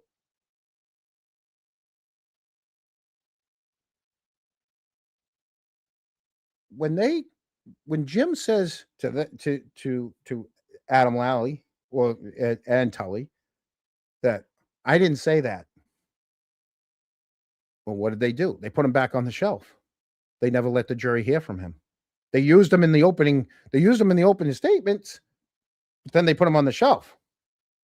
So now that leads us to questions, and that's what they don't want. That's why they're all bullshit, saying he wants his 15 minutes of fame.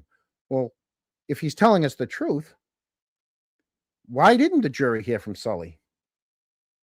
He was important enough in May of 2022. He was important enough for Proctor's report, important enough to summon to court, important enough to prep.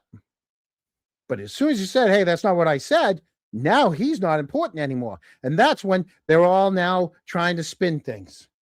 That's not justice, people. That's narrative control. Because if you really wanted justice, you want the facts. The facts didn't fit their little narrative. And now I know there's other people out there. I know that Marbury's got her public records request in asking for the for Adam Lally's handwritten notes or any typed or transcribed notes. Because you know what? James Sullivan says he took notes. So now, hopefully, they produce the notes. Should be simple. No? We'll see. We'll see if they produce it. Because if Sully's right, those notes are going to be a problem. If a witness tells the prosecution before trial that a statement attributed to him in a police report's wrong, that's not social media drama. That's not gossip. That's not Dixie being Dixie. That's exculpatory or impeachment information. The defense had a right to know if a witness disputed words that they put in his mouth. They put it on paper. The defense had a right to challenge the reliability of that investigation. And the jury had a right to hear from the actual witness, not Proctor's version, not the paper version. How about this? Did the grand jury hear that? Did they put that in front of the grand jury? Did the word toasted make it into evidence or testimony in the grand jury? If Sully wasn't there, who told the grand jury what he said? And how about this? Once Sully denied that statement on April 30th, was that correction turned over to the defense.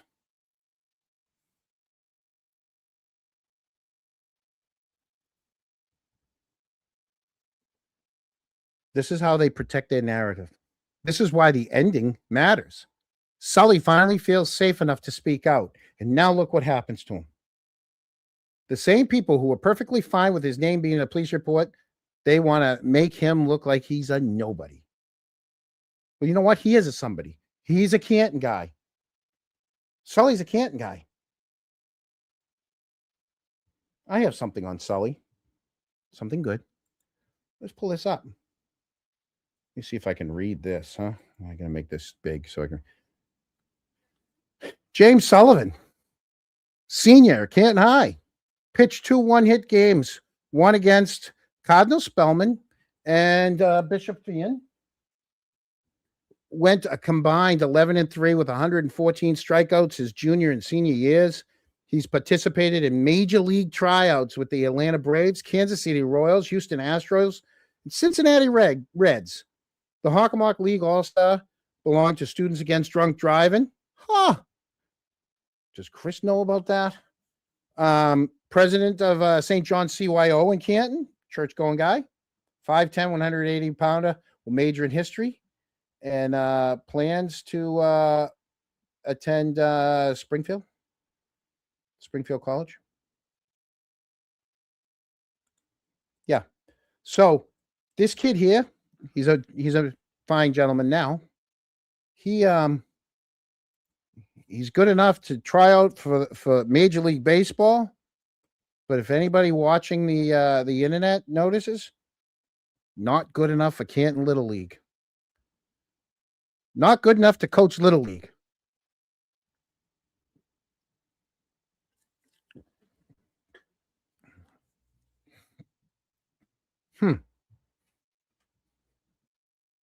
So many questions. Now,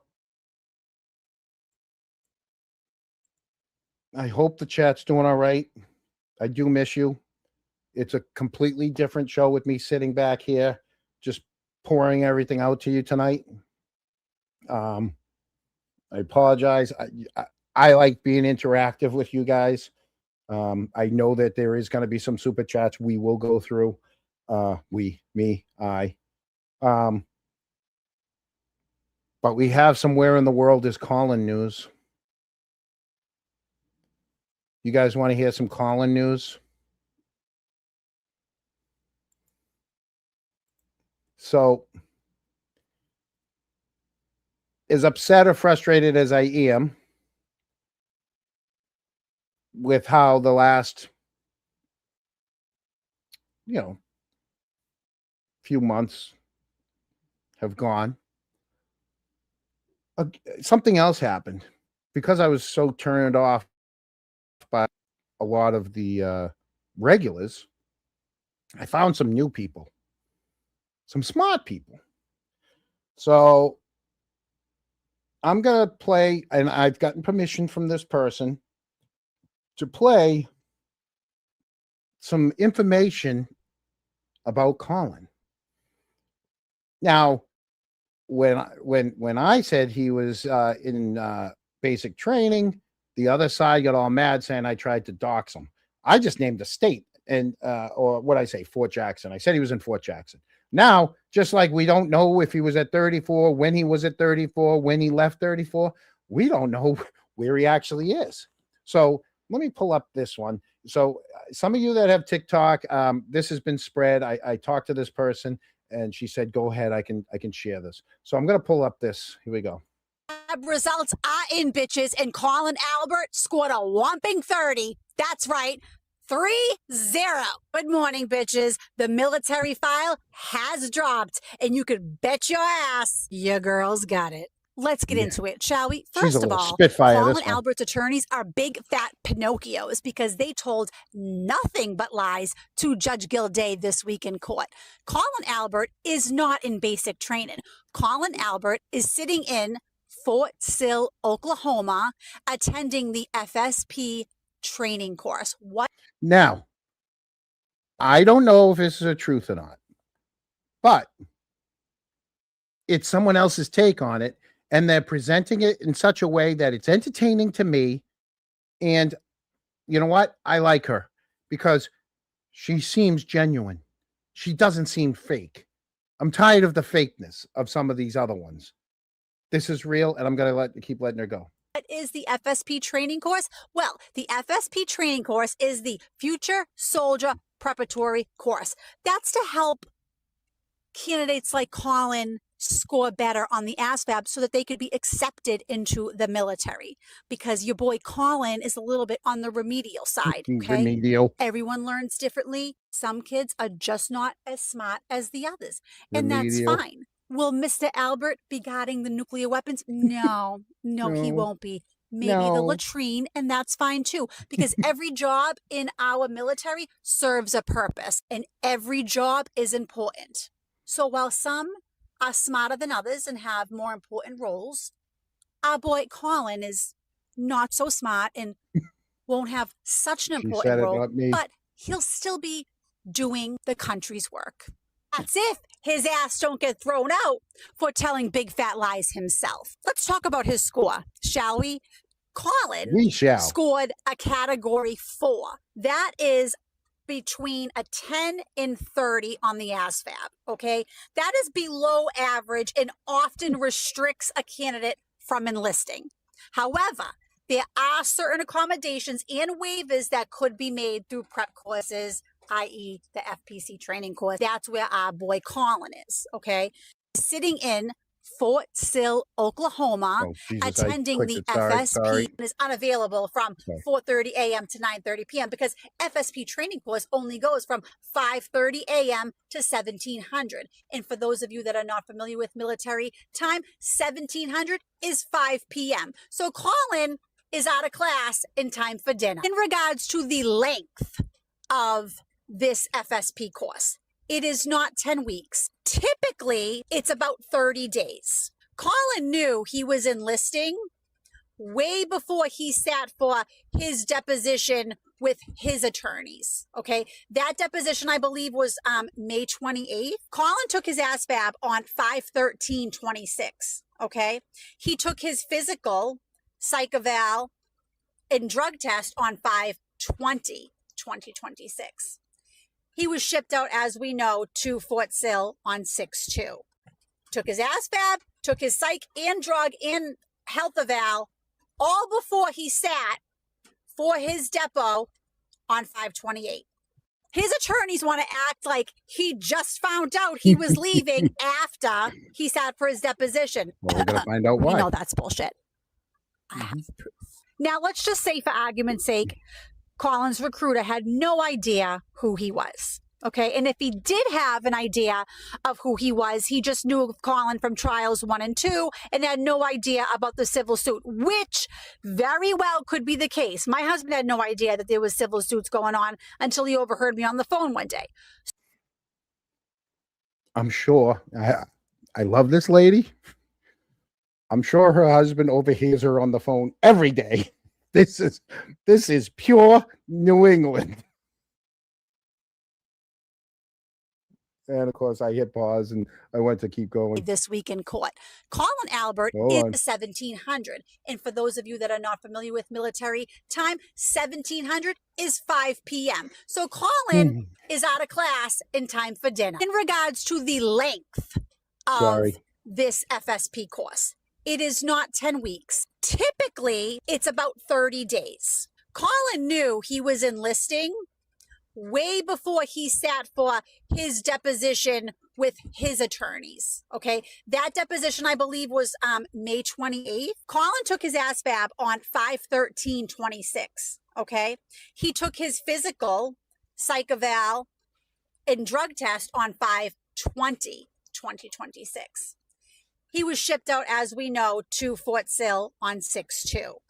Took his ASVAB, took his psych and drug and health eval, all before he sat for his depot on 5/28. His attorneys want to act like he just found out he was leaving after he sat for his deposition. We know that's bullshit.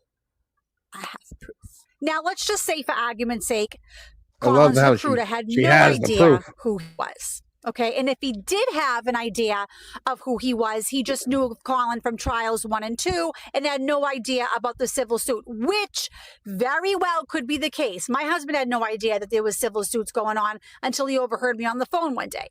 So, I mean, not everyone rides as hard for Karen Reed as we do. So it is very safe to say that maybe his recruiter didn't know that Colin was involved in these civil suits.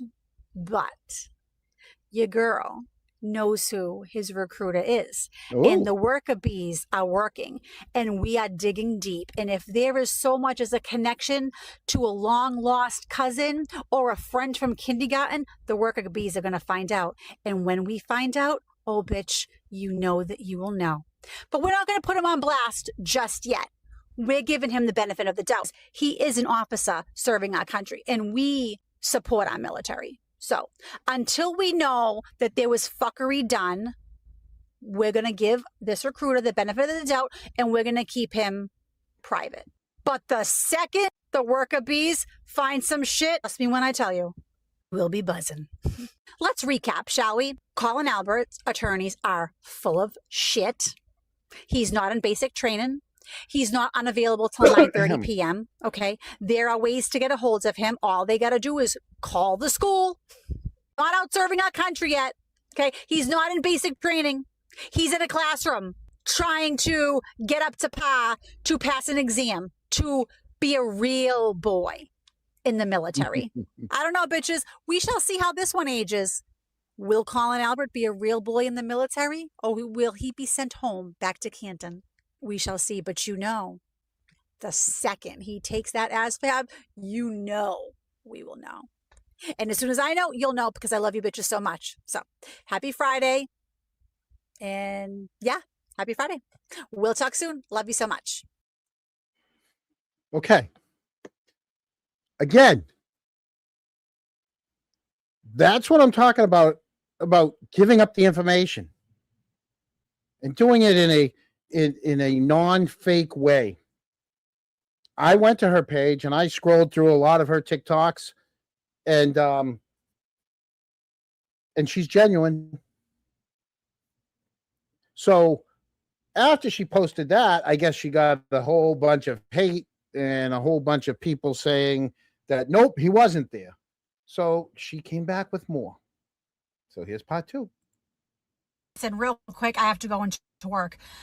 For all of the antis out there and the haters out there that want to say there is no future soldier prep program at Fort Sill, I'm going to post this little overlay here so that you can see. You can go to Facebook. You can go to these 2 groups because I'm assuming that's because Google is difficult for you to navigate, that maybe you're only social media type people. So these are the Fort Sill Facebook pages for that particular prep group at Fort Sill. I'm helping you. I mean, you can lead a horse to water.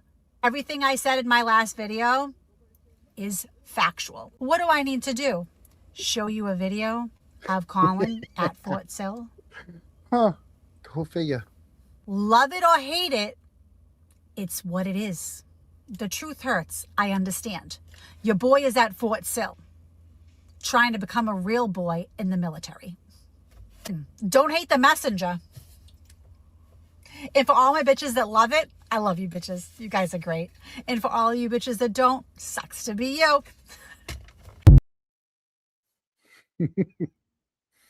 Okay.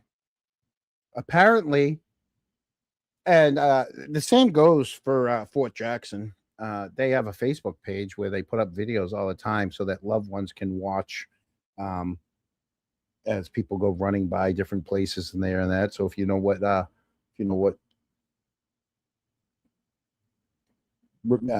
thing he's in, group he's in, you can watch for him. So I want to thank I might as well get it right. I might as well pull it up and get her name right, since she allowed me to bless you guys all with some TikTok people that oh, I love that one too.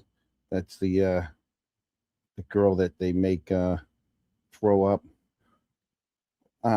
Is she in the is she in this chat? I can't read the I haven't read I got my glasses on for short stuff. I can't read all the way over to there. If anybody knows, I'm sure that they know who she is. It's Sonia's Daily Nonsense on TikTok. So it's Sonia's Daily Nonsense. And it's at Sonia B Daily Nonsense is the at, but it's Sonia's Daily Nonsense. That's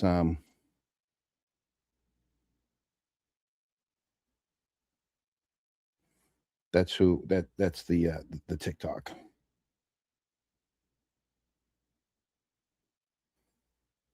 So thank you to Sonia. Again, it's all about the information. And here's another one. Let's there's another person that had some information about Colin.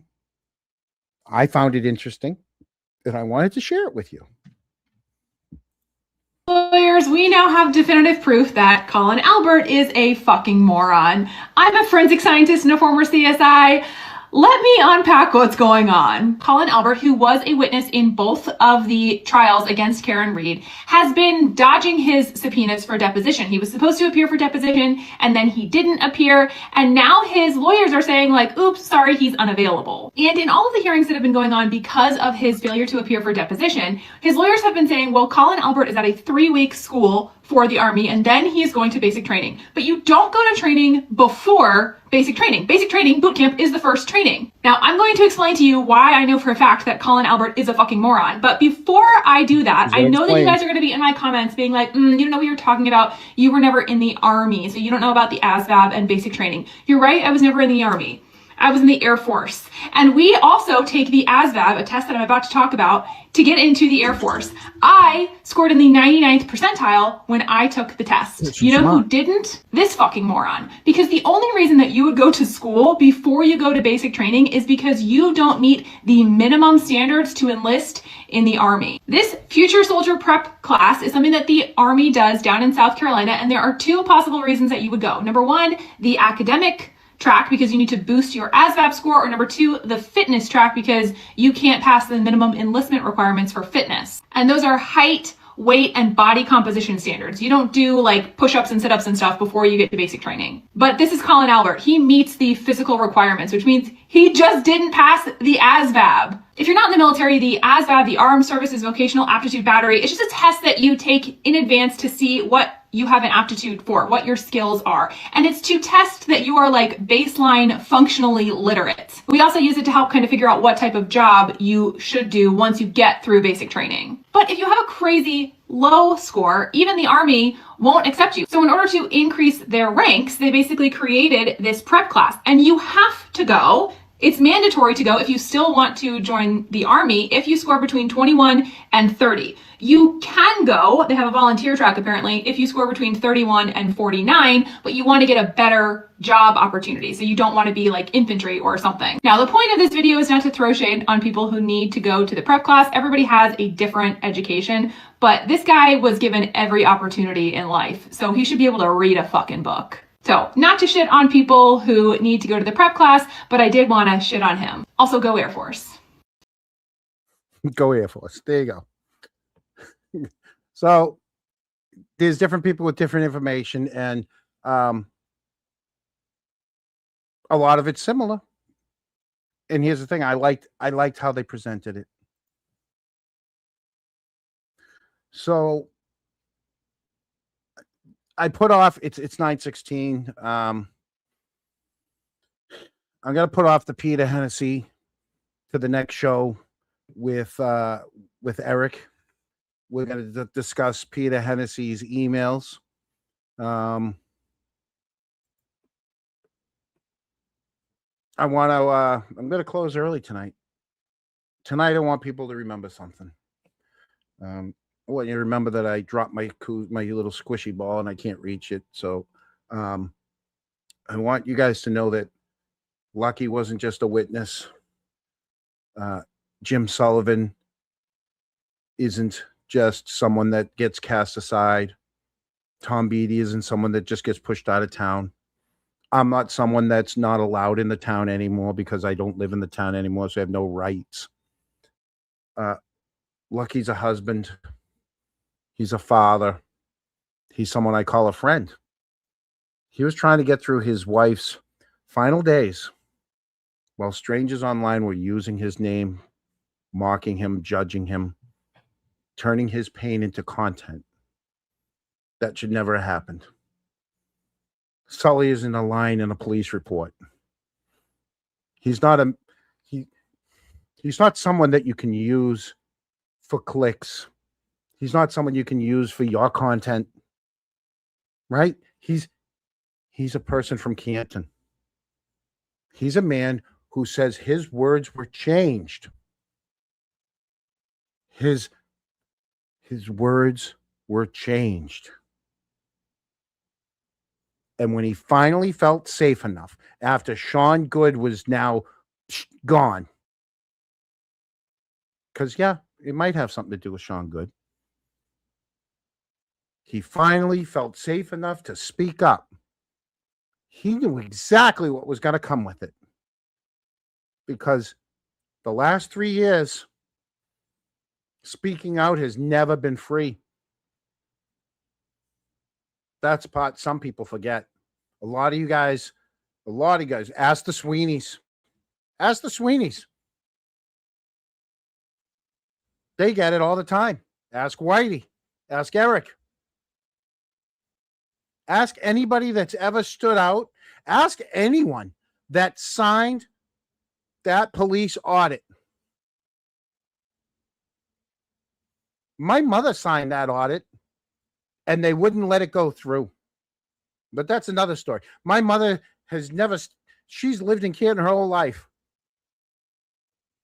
But they didn't count her name. They didn't count her name. But she signed it. Remember when they were crossing off people's names who were not valid? My mother was living up at Hagen Court, next to John Conley's nephew. Anyone from Canton, they know where that is. It's right off of Washington Street. Okay? It's not supposed to be about these channels. It's supposed to be about John O'Keefe. It's supposed to be about the truth. It's supposed to be about whether people are getting treated fairly, whether the records were honest, whether the witnesses were heard, and whether the public was being told the whole story. Lucky deserved better than becoming a punching bag for both sides. Sully deserves better than being useful when his alleged words helped the Commonwealth and then dismissed when his words became inconvenient. And every person from Canton who has stayed quiet, they deserve to know that they're not crazy for seeing this pattern. Because this pattern, use people to help the story, ignore them when they complicate it, attack them when they speak up. And then you call that justice. That's not justice. That's narrative control. So tonight, Lucky gets respect. Lucky gets my respect. Sully gets to be heard. And the people who have turned this case into a popularity contest, ask yourself, when did your channel become more important than John O'Keefe? Because if this is really about justice, that's why we're still here. That's why if the questions aren't going away, I'm not going away. At least I'm going to try not to. Tonight, I want to remember the human cost behind all these headlines. So I'm going to read the super chats that we got. I want to thank everybody, and then I'm going to call it a night. So I'm going to put them up. If I can see them. Hold on. I got to make everything huge so I can read some things. Chimmy Speaks became a YouTube member. Thank you.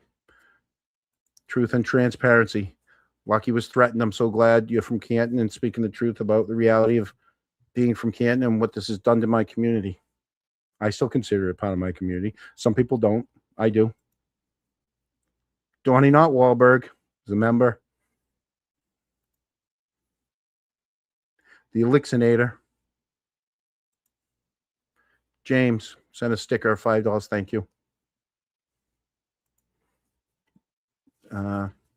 Never Zen Jen.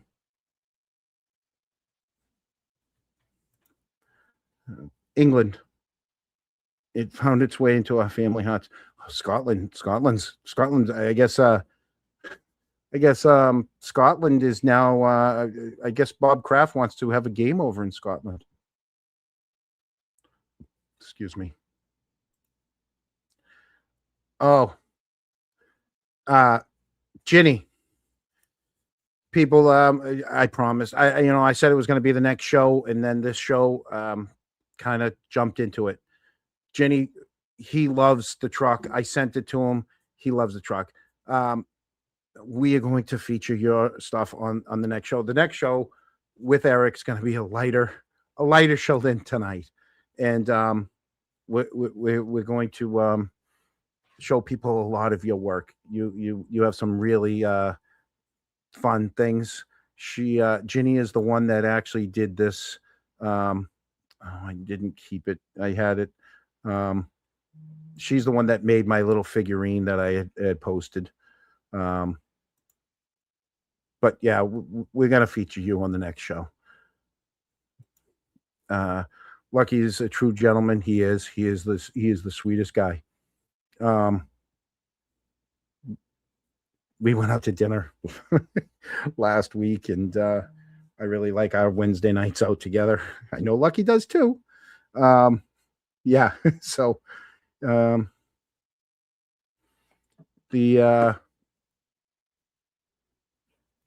yeah, he's such a good guy.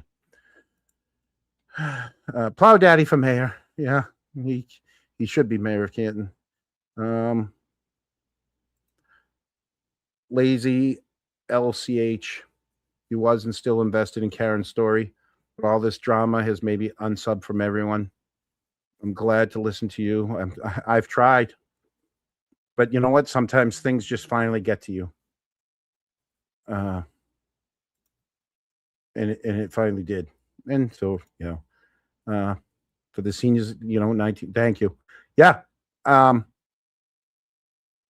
I can't believe they were so mad that they tried to get that taken down, but I am going to go to the Canton Co-op once. It takes a month after all the orders go out. You end up getting, once I get that first amount come in, I'm going right to the Canton Co-op and opening up a dedicated account just for that. So I'll add the 19 for that. So thank you. I'm scrolling through. I missed one, huh? Do you think Karen's lawsuits will do a lot to expose Canton? I sure hope so.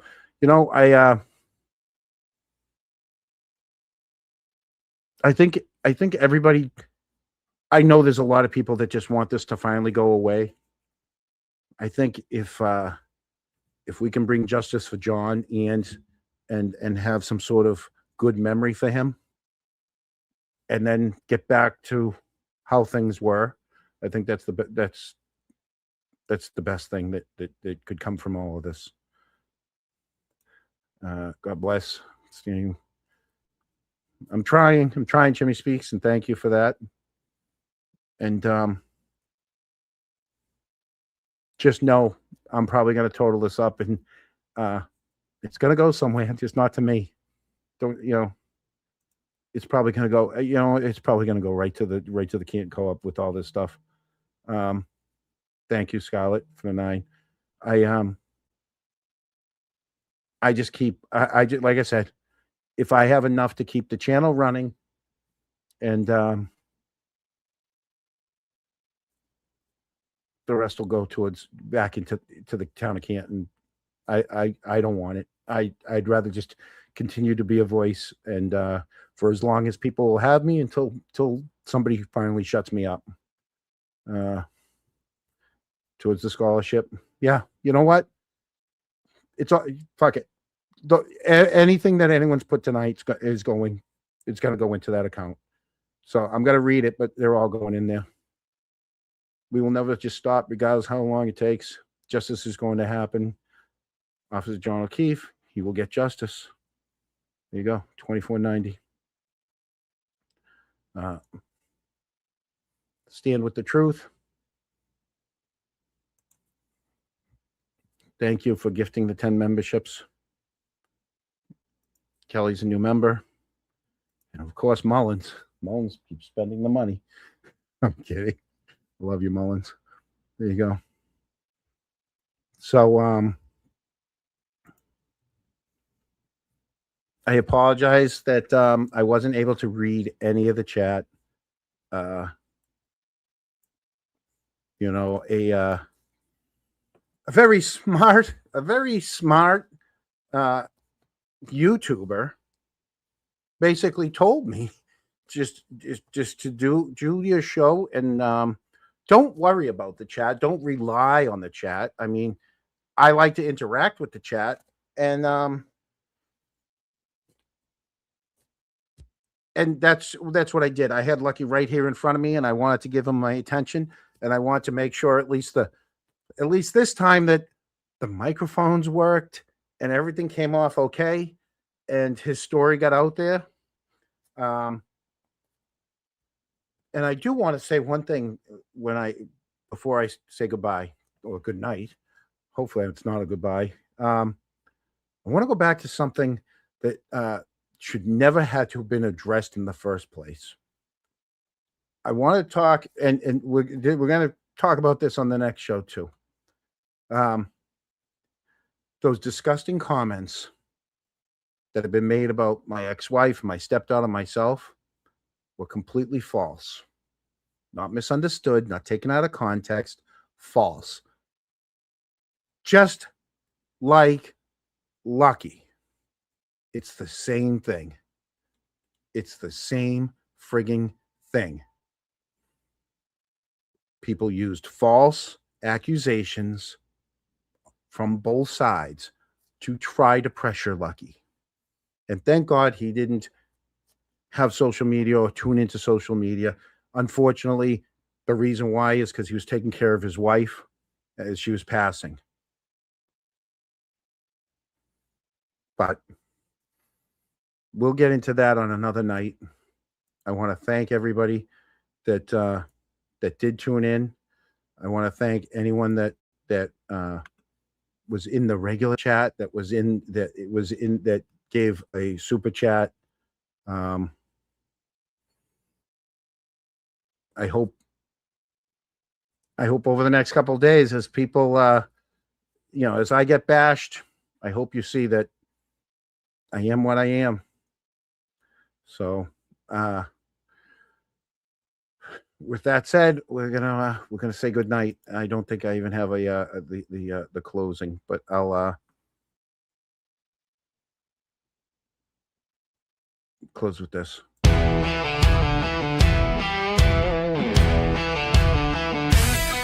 It's the Chronicle signing off with a flame, dropping names, spitting facts, shaking up the game. It's fire, it's grit, it's no holds barred. A mic in one hand, the town on guard. The truth hits harder than a Fairview brawl, and the Chronicle's here to expose it all. From cover-ups to donut runs, we light up the night like Canton Suns. Next episode, yeah, we'll be with more names, more flames, and a truth to say.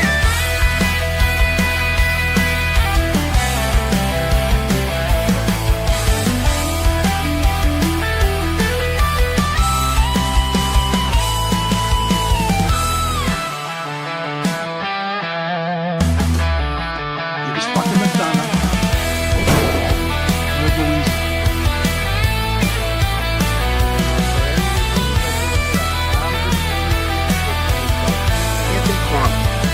The URL to that is